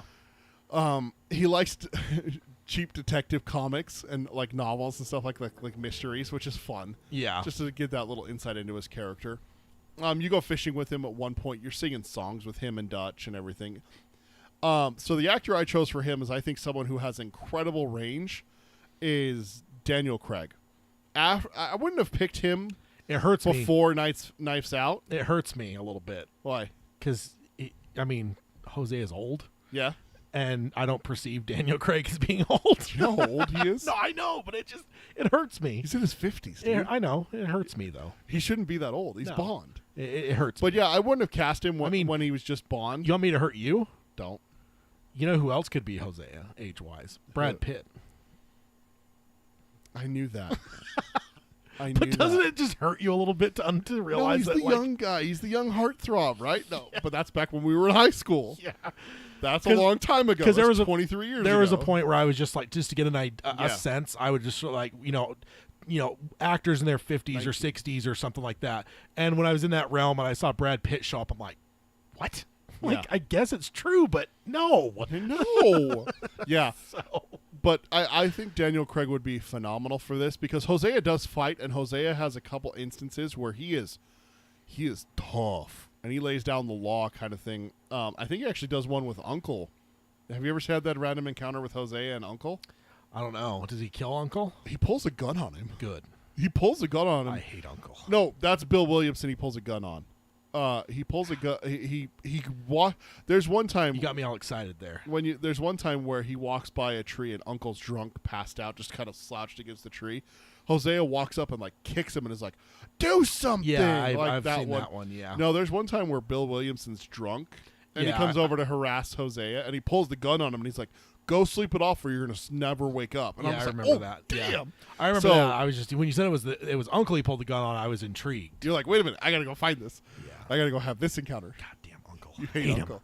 But I think Daniel Craig would be phenomenal. I wouldn't have, like I said, I wouldn't have picked him if it was just Bond that I had him to kind of go off of. But seeing him in Knives Out and Glass Onion, dude's got some amazing range, and I think he would be great as Hosea, which is kind of closer to the character of Knives Out and Glass Onion. What's the character? Benoit Blanc. Benoit Blanc. Kind of sophisticated a little bit and everything like that. He dresses very... Look at this. He's got an ascot on, for God's sake. and everything. But then when it comes down to it, Hosea will fight. Yeah. Well, he wouldn't survive if he was just this grandfatherly old man. Exactly. He survives into old age for a damn reason. Yeah. He's smart. He's conniving. Not conniving. Cunning. That's the right word. Yes. He's more cunning, but he has a hard side to him, and that's why I think Daniel Craig would be a perfect choice for him. Yeah, it hurts me, but I can see where you're coming from. Yeah. What about you? Daniel Craig's still in his 30s, sir. No, so he's not. That's all I'm saying. No, he's not. He's been playing. He played Bond for what, like 20 years? That's why they ended up. Yeah, that's why it's new Bond wrapping him up because you can't get into the whole Roger Moore era where God, dude, those last couple movies of him Disgusting. they were cringy, dude. Because how old he was, and it was very clear. So for me, I don't know if you caught sight of this one. I didn't. So who I've got here is Mr. Will Patton. Oh, that's a good one. Oh, that's a good one. He's got that. Oh, that's good. He's got the age, and he's been that the sage. The voice alone. He's got that Will Patton voice, but also he's done the sage thing. That was what he was in, like, Gone in 60 Seconds. Yep. He was kind of the consigliere, you know. Well, he was also kind of that in the little bit that he was in Yellowstone too with Jamie. Yeah. Well, he was a little bit sinister in that, though. Well, he was a little bit sinister, but he was like the like, let me give you advice, let me direct you, kind of like guide you and everything like that. Yeah. Evilly. But, you know, he can very easily do it with, like, the good guy. Like you said, in Gone in 60 Seconds, he's been doing it since, 2001 when Gone in 60 Seconds came out? Yeah. So. It's crazy. How's that hurt you? Yeah. But I think Will Patton, and he was another one. I didn't necessarily have him on my list, but I got to put him in here. But, like, when I got to Jose, I was like, dude, freaking Will Patton. I was like, and when I saw that you didn't have Will Patton anywhere, I'm like, this is going to hurt Peter a little bit that he didn't think of this. Because I'm a little bit upset. You love Will Patton. I do love Will Patton. He's my favorite narrator. Second, oh, that's a tough one.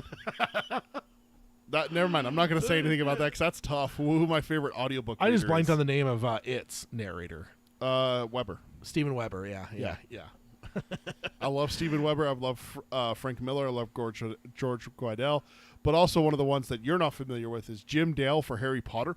Holy fucking shit, that is otherworldly there. Yeah. So for me, one of the things I picked out here, so he's played those, like, counselor type roles before, but also with Hosea, he chimes in, but I always feel like he's a little bit more reserved, and he's not gonna I don't think he gets in some arguments a few times with Dutch, but those are rare, and they're later. Most of the time he'll like say his piece, be quiet, and let the whole thing pan out, and tell me that's not exactly the kind of character Will Patton could just nail perfectly. Absolutely. That voice he has, he would do it in a lower tone. You'd never really see him raise his voice much until much later on.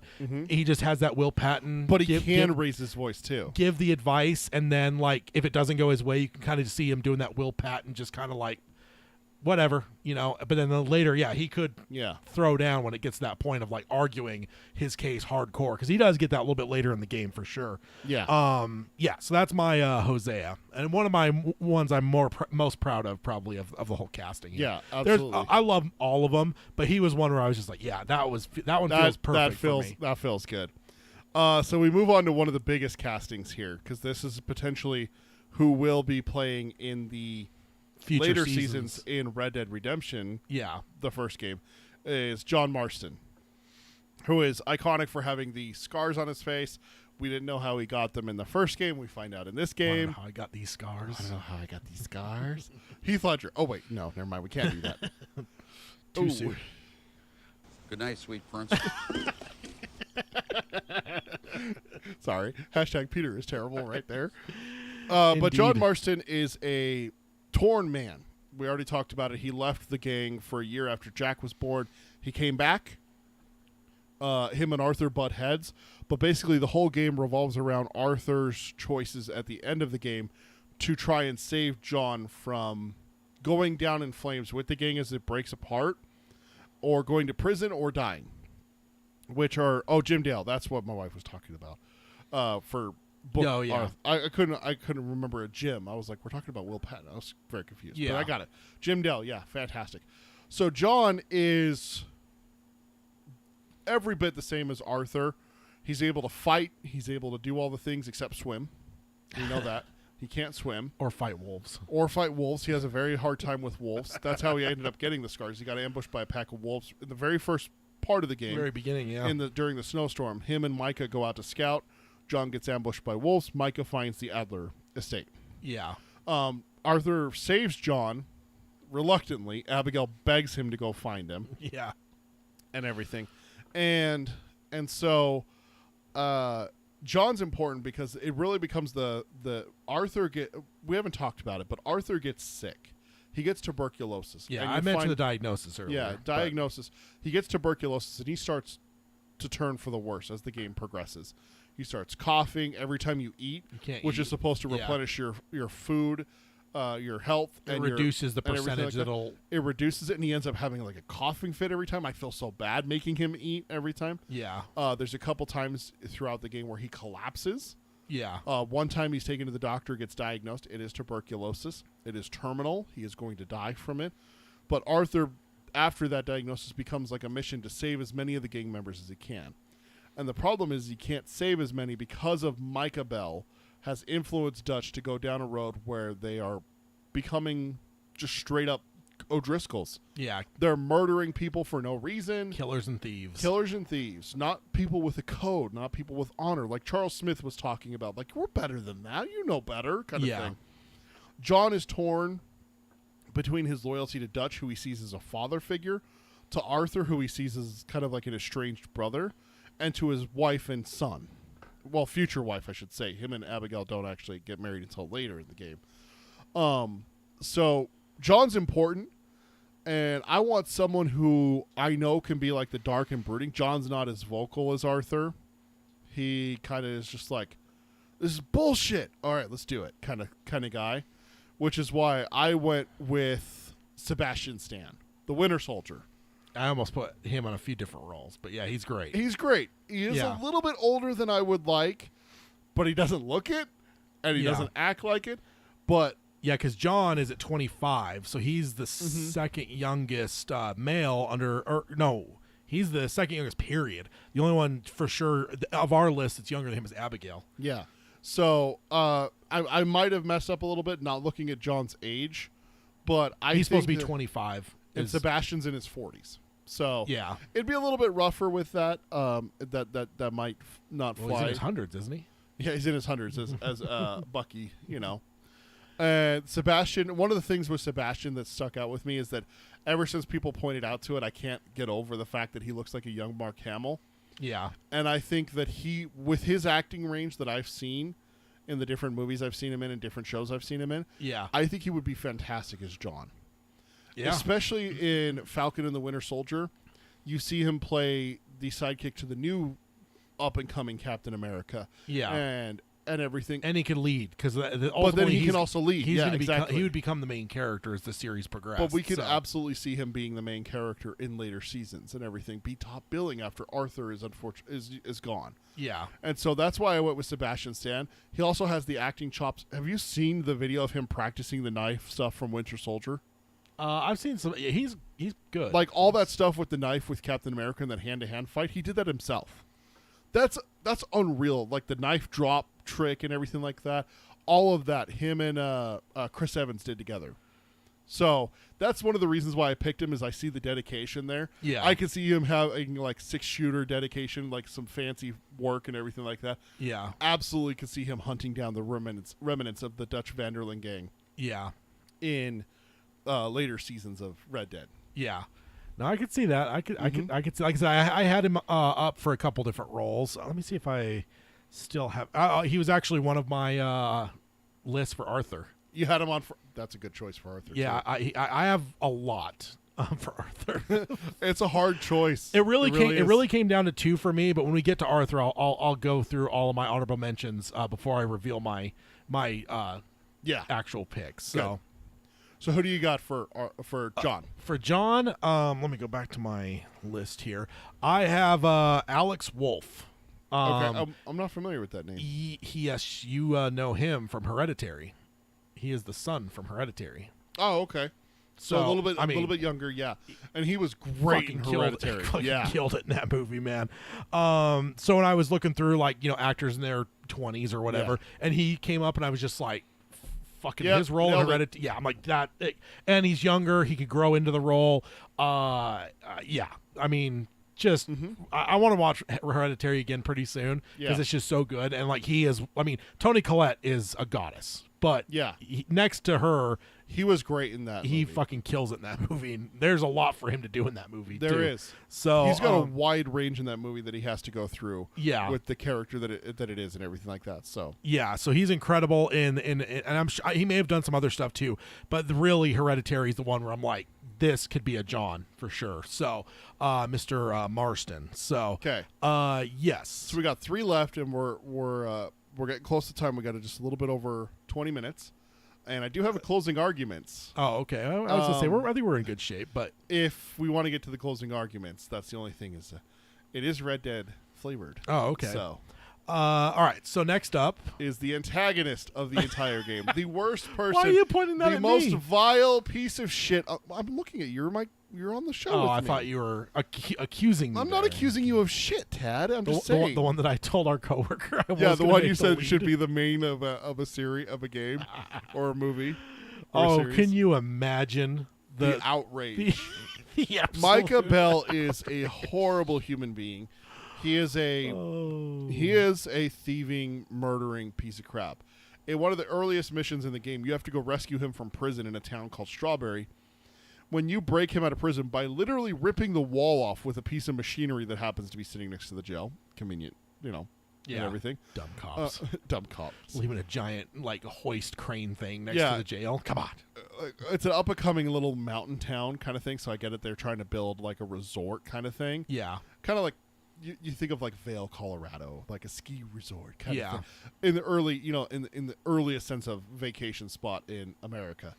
And you break him out of jail. He literally takes a gun from Arthur and shoots his cellmate. Yeah. Drawing even more attention to their escape. Yeah. And then he flees you through. Yeah. And then go ahead and tell them what he does after you've broken him out of jail. After he murdered his... wants? What is it? He's forced you to go his guns, right? Yeah. Yeah. He goes back. He drags you through the entire town. Like John Wick shooting style. Everyone. Hundreds of people. Not cops. We're talking residents of the town who rise up to be like, oh, our town's under attack. And he just starts murdering people with this gun you gave him. Don't you just love looking at him, too, on the screen? I'm looking. That's why I'm looking at you, Tad. I'm not looking at the screen because I want to punch it. But, so what happens is that you follow him to this house, and he goes inside, and he is like, hey, and I can't remember the guy's name, he says, didn't expect to see me, did you? And then you hear him, he shoots, and then you hear a woman scream, and he shoots her, too.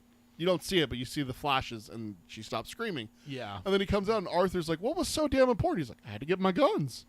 I like these guns. It's like, I just murdered half the town for you to get a couple 6-shooters? You're like, you piece of shit. That you could buy at any store. Any store. In this game. And then customize it and everything like that. Yeah, he's a piece of shit.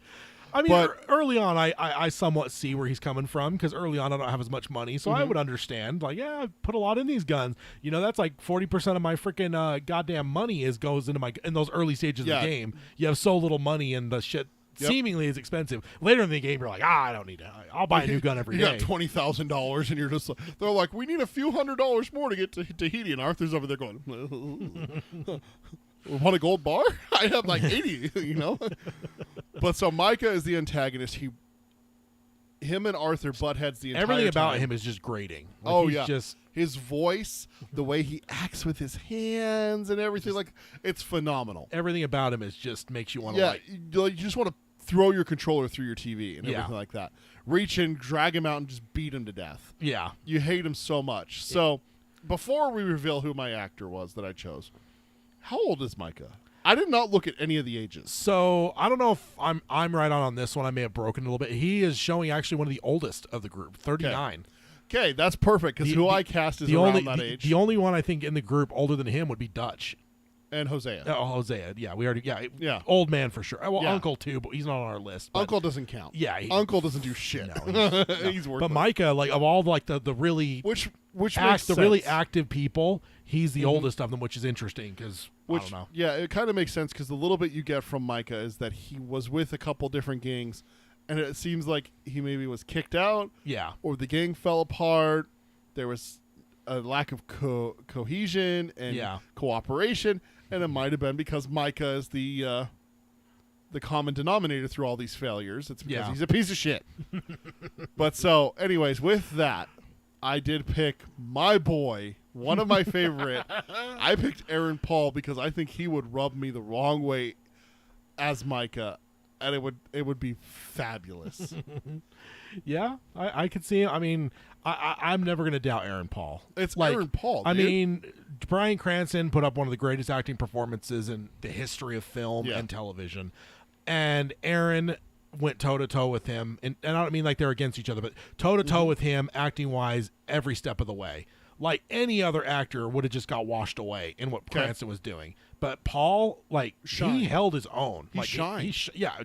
I mean, he was supposed to die in the first season, and they changed that because Aaron Paul. Because he was so good and so loved and everything like that. Yeah. When you hear about that about a character, you're like, that guy or gal nailed it. Yeah, they nailed it. Yeah, he's incredible. And we've heard that about characters before. It's like, yeah, this person wasn't supposed to last past season 2. We didn't have any plans for him. Oh, here they are, season 18. Yeah. they're still here, kind of thing. And hey, the Breaking Bad movie was Camino. Aaron Paul and Jesse Pinkman. Yeah. So, no, that's an interesting pick too, especially because really Jesse is the moral center of Breaking Bad. He's the most moral. So you're really going against type a bit, which I appreciate. If we're going to go type casting generally, I would go anti-typecasting versus typecasting. So I do appreciate that quite a bit. If you look through my list, you'll see a lot of actors, and I've said it a couple times with them. I want to see them flex those acting chops a little bit. Let me see you get outside your comfort range a little bit. Winston Duke is very outspoken and loud and boisterous as in his character in the MCU and everything like that. Well, let's see him be a little bit calm and reserved as Charles Smith. Lydia does say "fuck Micah" again. Absolutely. So. She's seen me play Red Dead, and she gets mad when Micah comes up. Yeah. She's like, "Is that Micah?" And I'm like, "Yeah." She's like, "Fuck Micah." You know, one thing we gotta love about Micah, though. I know you're not gonna like this, but you have to admit it. I'm not gonna like it. The second holster. He is the one that gives you the second holster, so you get out two. And that game is insufferable before you get that, dude. You need the... I honestly forgot that's how I got it, so I kept going back to the gunsmith like, why the fuck can I not buy this? I was so pissed. Yeah, the latest one, I actually Googled it, because I'm like, when does it trigger again? And it's after you save Mike, and I'm like, okay. Because I would have avoided that mission. Because I think I actually was avoiding that mission because I knew what kind of firefight it was. So I'm like, I need a second holster. And I Googled it, and I'm like, motherfucker. It's rough, man. So what I end up doing is like customizing it to get the long barrel and do like the Wyatt Earp one gun with the giant fucking hand cannon. Yeah. So for me, I don't know. Who do you got? I didn't see this one. I don't know if mine fits age wise. Okay. But I know him from Flash. Tom Felton. And I found a very grungy picture of him too. Waiting for it to come up. Wait for it. Wait for it. There it is. Yeah, he was in like the Arrowverse stuff. He was like in the Flash at first. He was really antagonistic. He just rubs you the wrong way. Maybe this is the right picture to make him look Micah-ish, but maybe not the one that make him most familiar to people. Shit, Draco Malfoy? I don't know. Yeah, he's in Harry Potter. He's the bad. He's like the so Harry Potter has a lot of bad guys. There's like bad guys, and then there's like his school rival, like this. Yeah, there's multiple bad guys in Red Dead. Yeah, exactly. Different levels of bad. This is his. This would be his. Try to think of the equivalent in Red Dead. This would be his. I'm trying to think of what would equate to it. It honestly would probably be his Micah. Yeah, because it's his school rival.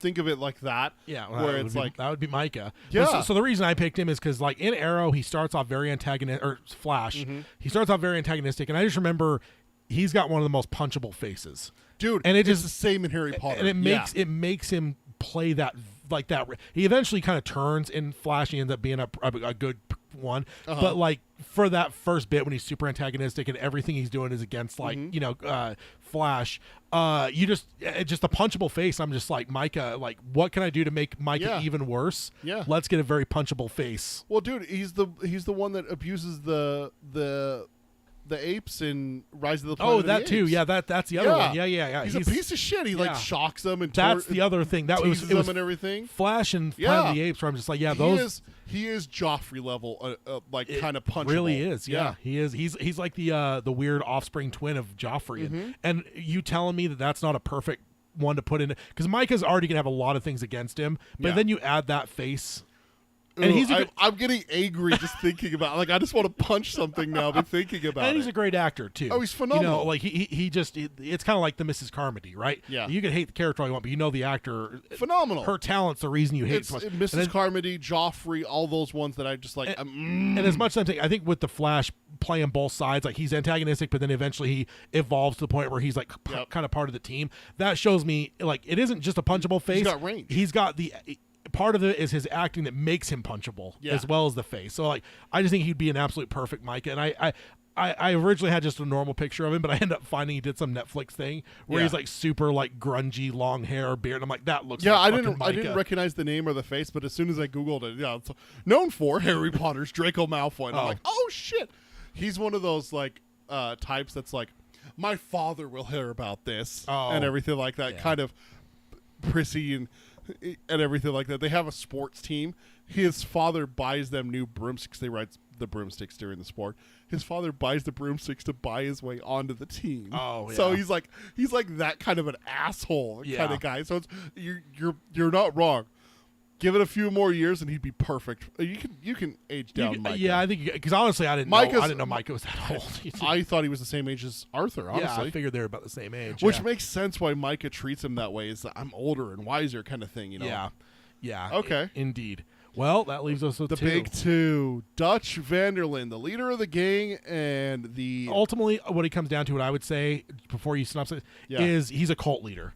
Yeah, like he's got that charisma. Mm-hmm. He wicked tongue. He could talk people into anything, and like so much of the loyalty. Almost everyone you've talked about has some element of loyalty to him. Yeah, it's not because he really treats them well. It's he does a little bit to some of them. Yeah, but like ultimately, what it comes down to, he has a charisma and a leadership ability that like he would be a fucking cult leader. If this character existed in like the 70s, he's a fucking cult leader, or the 60s. Like he would have been. Absolutely, maybe not a Manson level cult leader, not like but a cult leader. Yeah, it wouldn't even have to be a murder, but a cult leader that's like absolutely profiting off of just absolutely exploiting the fuck out of people. He's like Manson in the way that he knows what your weakness is, and he'll exploit it, and he exploits it to your face, while you have no choice but to, yes sir. Yes, sir. He's that kind of like what you're talking about, a cult leader. That is the perfect way to summarize Dutch Vanderlyn. Yeah. Dutch hates the idea of America and government and law. He thinks men should be free, kind of thing, where he doesn't think that any man should be able to tell another man what to do, but he does have a moral code. Yeah. You know? There's one point I got it this time playing through because I tried to play a little bit more story-wise with my honor, where at the first of the game, I'm shooting and killing almost every single person I come across. That's me. And everything. And there's a point where if you do that enough, Dutch will come to you and be like, are you the one doing these killings? Not only is it drawing too much heat on us, but it's wrong. You know, it's like you can't do that. But he has I've heard that. But he has his reason why it's wrong. Usually it's Miss Crimshaw giving me shit. But yeah. If you do it enough, Dutch will say something he's done to it. you. Yeah, for sure. But he says it in a way where it's like, hey, you're bringing heat on us. By the way, it's also wrong. Yeah. It's like, so he's got this code, but it's not like a... And then he starts to break the code. And that's what's fascinating about Dutch and the relationship with Arthur is that when you start the game, he shuts Micah down and puts Micah in his place constantly. Yeah. But as the game progresses and as Dutch becomes more desperate to hold on to his ideals and his way of life and his falls. cult, Yeah, he starts to fall more to the Micah side, away from Arthur, into the... Well, hey, we got to do what we got to do, you know? Yeah. Screw these Native Americans. We don't care about them. That's where, really, I started turning on Dutch. I love it because it's like Breaking Bad, like you said, with Walter. Yeah. You start off sympathizing with Walter. Yeah. Oh, he's poor guy. He's got cancer. He needs to pay for it. He needs to protect his family and stuff like that. Yeah. Dutch, he's just protecting his gang. He needs to protect the women and his friends and Hosea, his buddy, and Arthur, basically his surrogate son. He's got to protect these people. By the end of the game, you're like, fuck you, Dutch. Yeah. Well, you know, like, it's the progression. And Hosea turns on him, too. In terms of, like, gets really more antagonistic because he's like, you're wrong. Like, and it ends up costing Hosea's life. Yeah. Dutch gets Hosea killed. Yeah. And that guilt on Dutch changes him even more and everything. Yeah. And so I want an actor who has that ability to... I already clicked it. Sorry, but... Oh, no. Yeah, it's Joaquin Phoenix. I want that guy who could be sympathetic. And you know what came to my mind with Joaquin Phoenix? Is the Joker. He made a character who's supposed to be so deplorable, and it's the Joker, he's horrible, and he made him sympathetic. Yeah. And I can see him doing that with Dutch, but then also I can see him turning into that asshole that I want to throat punch like the guy in Gladiator. I was about to say, because that's the ultimate thing. He's one of the few actors that can take on the Joker and go, this will not be the most villainous character I've ever played in my career. Yeah. Almost any other actor, Joker's going to be it, Joker, right? But it's like, yeah, him? No. No. That in Gladiator. That Caesar guy in Gladiator where he's like I don't remember the character's name, but he is I saw a Reddit post where someone's like, what actor was ruined for you because of a movie? And one guy's like, oh, it's not me, but my dad refuses to watch anything with Joaquin Phoenix because of Gladiator. And I'm like, God, that sucks because he's done so much good stuff. He's done a lot of good stuff. But I'm like, but I could see it because Gladiator, he is fucking terrible. But to your point about the cult leader thing, the reason why I chose Joaquin Phoenix here is I didn't realize Dutch wasn't as old as Jose. I honestly thought they were closer in age. Yeah, I was surprised by that with the ages because he's 44. But Joaquin's a little bit older than that. But the reason why I chose Joaquin on top of he has the throat punch ability that I want, but he also has the likability of making you sympathetic to him like the Joker. The thing that really sold me on Joaquin, dude, he's got the charisma to play fucking Johnny Cash. Yeah. Like the performance and the moodiness and everything like that. He was still robbed. He should have got an Oscar. Oh, he should have got an Oscar for that. How did he not? But all of that wrapped up is Dutch van der Linde. That's the reason why I went with Joaquin. So I don't want to take too much time. I want your Dutch van der Linde. I didn't see this one. I'm excited. So, honestly, this is where I expected Gary Oldman. All right. Okay. It's very Gary Oldman-esque. You've seen me pull him up in other things. I do love him. Okay. Michael Shannon. Oh, okay. Just you know the range that he's played over different. He's just one of the most talented actors out there right now, and I think he could absolutely fucking nail everything we're talking about with Dutch here. So yeah, that was my pick. I don't have to go too deep into it. We already talked pretty deeply about Dutch. I don't know. Because Arthur might be a conversation, so I don't know if we're gonna have. It depends on time-wise here. Because, obviously we've built up here. We're getting close to time of what we would normally aim for. But we got to get to... So, I don't know what else to say other than Michael Shannon's fucking incredible. He's amazing. Everything he's been... I feel like he's one of those guys that if he enters a project... He's the best guy on the project. It's like, excellent. We got the best. It's like we hear with athletes, right? No matter what. When that guy steps on the field, there's nobody better than him. Yep. And I just feel like Michael Shannon, unless he's going to get into something with Gary Oldman, that's him. Like he just then it's a contest. Yeah, then it's a contest. But generally speaking, and he's not always a star. He doesn't always star in the roles. He'll play these he'll play the main villain or he'll play a supporting character. But every time he gets on screen, he's just fucking incredible. And I think he would be an incredible Dutch. I think it'd be great. I think both are great picks for sure. So that leads us. It's to the moment. The myth, the legend. The cool thing is I think we've built enough what we've talked about here that I don't think we have to go too deeply into Arthur. Arthur's the main character. It's who you play as. Easily the best, for me, easily the best character in all Red Dead. All the games. He's just absolutely incredible. Yep. But you got to have someone who has the range to play someone who gets sick and has that change of heart that you see in the character where he wants to save as many people as he can. Yeah. And for me, it comes down to, I covered this earlier, Henry Cavill. He has a love of video games. He wants to see it adapted. He came late to the party and everything like that. He's the right age. Look at that man. Look at that man with the beard and everything like that. Yeah. Tell me that you can't put a cowboy hat on him and give him a couple six-shooters. Bushy beard. Yeah. Give him a couple six-shooters. Soundbite. Speaking of this. Oh, yeah. I mean, Henry's amazing. Yeah. Yep. I could see. And he was actually on my list as well. Was he? I've already mentioned Sebastian Stan. Henry Cavill was on my list. Very long list. But yeah, no, Henry's awesome, and he brings that gravitas too. Playing Superman, he played that awesome character in Mission Impossible. And he has the geek cred. The geek cred is a big thing for me. Is that like he's so dedicated to the Witcher project, and reading all about that, it really makes me want to see him as Arthur, because I think he absolutely would knock it out of the park. Oh yeah, no, he's great. I still don't think ultimately, which is insane to say because he played Superman for Christ's sake. Yeah, I still don't think Henry's had his moment. I don't think he's broken out. No, it's kind of like Idris Elba, right? Idris just hasn't had that thing. But he's amazing. And it's like, as crazy as to say about a Superman actor, I think Henry's the same way. I don't think he's had the opportunity to really own. Well, the problem is they also handcuffed him with Superman. Yeah, he was given a shit sandwich to play Superman, and he's one of my Superman's my boy. He is, and I love Henry Cavill.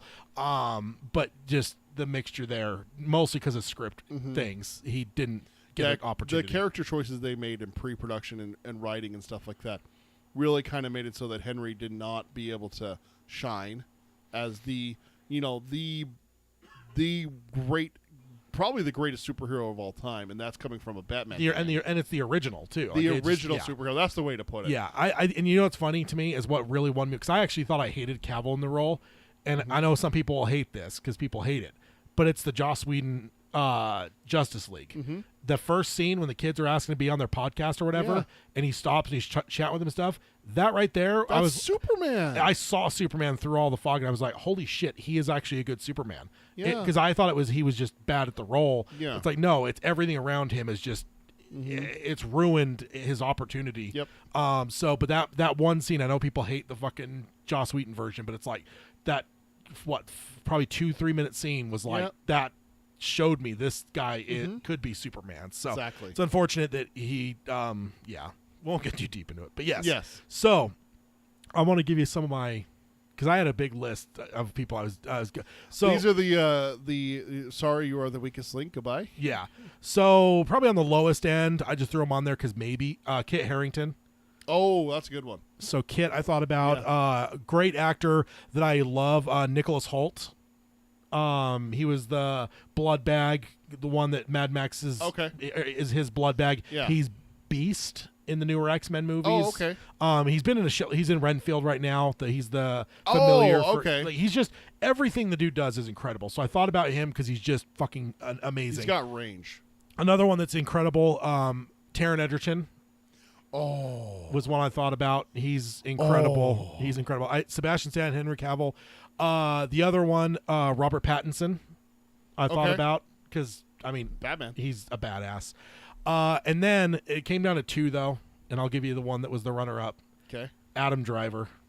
Really? I thought about Adam because he is just the stuff I've seen him in. He's kind of the same. I don't think he's been given his role to really fucking shine. But you look at things like Marriage Story, what he did in Star Wars. I just saw 65, which he did incredible.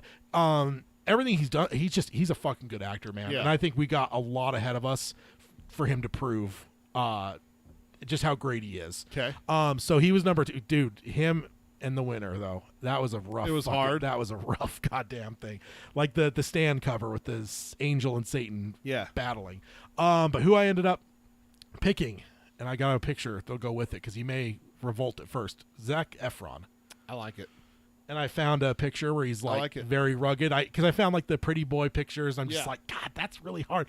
But Zach, dude, so fucking talented. He is. We've seen him play an array of characters of different ranges. And then when I found this picture, I felt even more better about. Actually, this picture may have almost sealed it because I was still debating between Adam Driver because I had these pretty boy pictures, normal Zac Efron pictures. And I'm just like, can I really go on this podcast and show these pictures and pick? But I knew he was like talent wise, he was right, but the look was just like. And then somehow I found this picture. I was like, done. There it is. Sorry, Adam, but done. Like I think Zach would fucking kill it. I think he has that warmth that Arthur has because I think that's ultimately the thing with Arthur. We saw that he's in very warm. Firestarter. He's very caring. He has those elements. He could be a hard ass, and I think he could do that too. Bundy, right? He's done some stuff to where it's like, but Arthur is just very.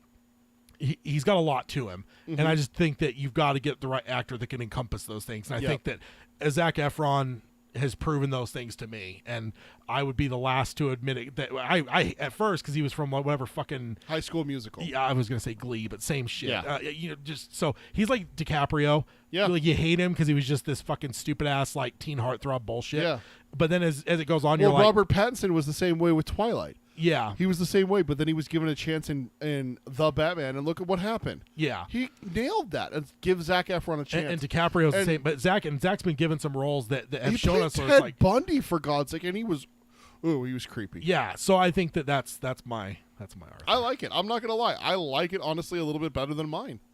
I think Zac Efron would fucking nail it as Arthur. Yeah, that and Adam Driver, that was a tough one. That's a tough one. Really tough, man, for me. But yeah, I think you have chosen wisely, sir. Yeah, I think I ended up with the right choice for sure. And I really did. Really, it's how talented Adam Driver was is what kept him in the competition. Because like I think once I got some names out, Zach was like the immediate one I went to, and I'm like, I think that's the pick. But then I like had all these other ones, and then Adam it got down. And I was just like, duh. But it was tough decisions for sure. It's a tough one. But that's the Dreamcasting. That's it. That's Red Dead Redemption 2, according to Tad and Peter. Just HBO. Craig Mazin. Hey, hit us up if you need any other advice. HBO, we'll be glad to help. Make it so. It could be one of the greatest things. Engage. Indeed. All right, so we are technically running short on time, but we want to. What do you think? We are out of time. I'm going to save my closing arguments for you. Okay. All right. It is Red Dead Redemption 2 flavored, so anytime we decide to come back to it, I know you're playing through still, so I'm intrigued to see what happens, but I want to give it enough time for you to give an adequate argument with it and everything like that. And we are over time, but I think that's a great place to end it. Zac Efron, man, that's a great one. I can't get over that one. Yeah, that's a good one. I'm pretty happy about I gotta admit, that one and Will Patton as Hosea. Yeah, those two are ones that I'm like, just chef's kiss. Okay, so since we are out of time, that is the Dreamcasting. Let's go ahead and jump on over. I want to do one more thing before you jump over to the. Oh no, you got it as part of the closing. Never mind. Maybe that's stupid thing is. Dude, it's acting all weird again. What's it doing? It's like not responding. Again? Yeah, I don't know what the fuck's going on. It's never happened before. Silly computer. And I'm even clicking like on the slideshow and it's not doing anything. That's not good. So, well, email wise, it's Peter or Tad at geekerybytes.com. Yeah. Tad with 2 Ds. If you want to email us, you can reach out to either one of us. It goes directly to us. So if there's something you want to keep from Tad, send it to me. If there's something you want to keep from me, send it to Tad, and we'll go over it here on the show. Yeah, it looks like my whole thing is... Do you have more chats? Where's your chats at? I wonder if... My chats? Yeah, what's the last chat you have? I'm just curious if my whole thing is completely locked up or not. Draco. Interesting. Okay, so I'm not missing any chats then. Nope. Let me just open a new window and see. Yeah, something's up with Chrome. So yeah, that's the email addresses if you want to email us. I unfortunately can't get the last slide. But the next time on Geekery Bytes, I happen to know which one it is. I put it in my outline and everything. Okay, now everything's like freaking out, and it closed out the old slideshow. Let me go ahead and there we go. Now there we go. We've got it. Sorry, yeah, everything. I don't know what's going on with Chrome. Stupid computer. Yeah, exactly. So let's go ahead. It's Skynet. Skynet, yeah. I've talked some shit. Yeah. So next time on Geekery Abides, Guardians of the Galaxy Volume 3 discussion. So Guardians of the Galaxy is coming out on the 5th. We are recording on the 6th. We will see it on the 4th. Yep. We always see Marvel movies Thursday night. May the 4th. I didn't realize that. May the 4th be with you. That we're going to be seeing it. Yeah, so we're going to be seeing it. I know that's very quick, but we do like the idea of reacting to movies when they line up fairly quickly. Yeah. So if you haven't seen it yet, just hold off on listening or watching. But join us when you have watched it because we want to respond, react. I mean, it's obviously one of the bigger fan favorite MCU stuff has been Guardians. So we discussed about possibly waiting a couple weeks, but that's just too long to wait to talk about a new movie. Yeah. We want to hit it while it's fresh and everything like that so we don't forget things or anything like that. Yeah. That's why we decided to do it just a couple days and after initial reactions. It's kind of like we do with Dark Tower, right? It'll be a lot of fun to see our initial reactions. Yeah. So unfortunately, I mean, if you're not able to see it right away, it may not be an episode for you, unfortunately, live. But it could easily be something you keep in your feed and then either watch or listen after you've seen it. Yep. Because I think that's generally what we're going to do. We will probably do maybe a little bit up front, non-spoiler, and then get into spoiler section. Or like maybe divide it up a little bit so there's at least a little bit you can watch or listen to begin with for initial reactions. But we are going to do a deep dive, talk about everything. So be aware of that. And that'll be a fortnight from now on the 6th of May, 2023 at 4:15 Mountain, 6:15 Eastern, 11:15 Zulu. And that is the episode, and we'll sign off. I still can't say like we always do because we haven't really landed on anything, but I will say, let your geek flag fly high. Love what you love. Love what you love, and don't let anyone guilt you for your fandoms. Absolutely. And yeah, we'll sign off and see you in 2 weeks. So long, everyone. See ya.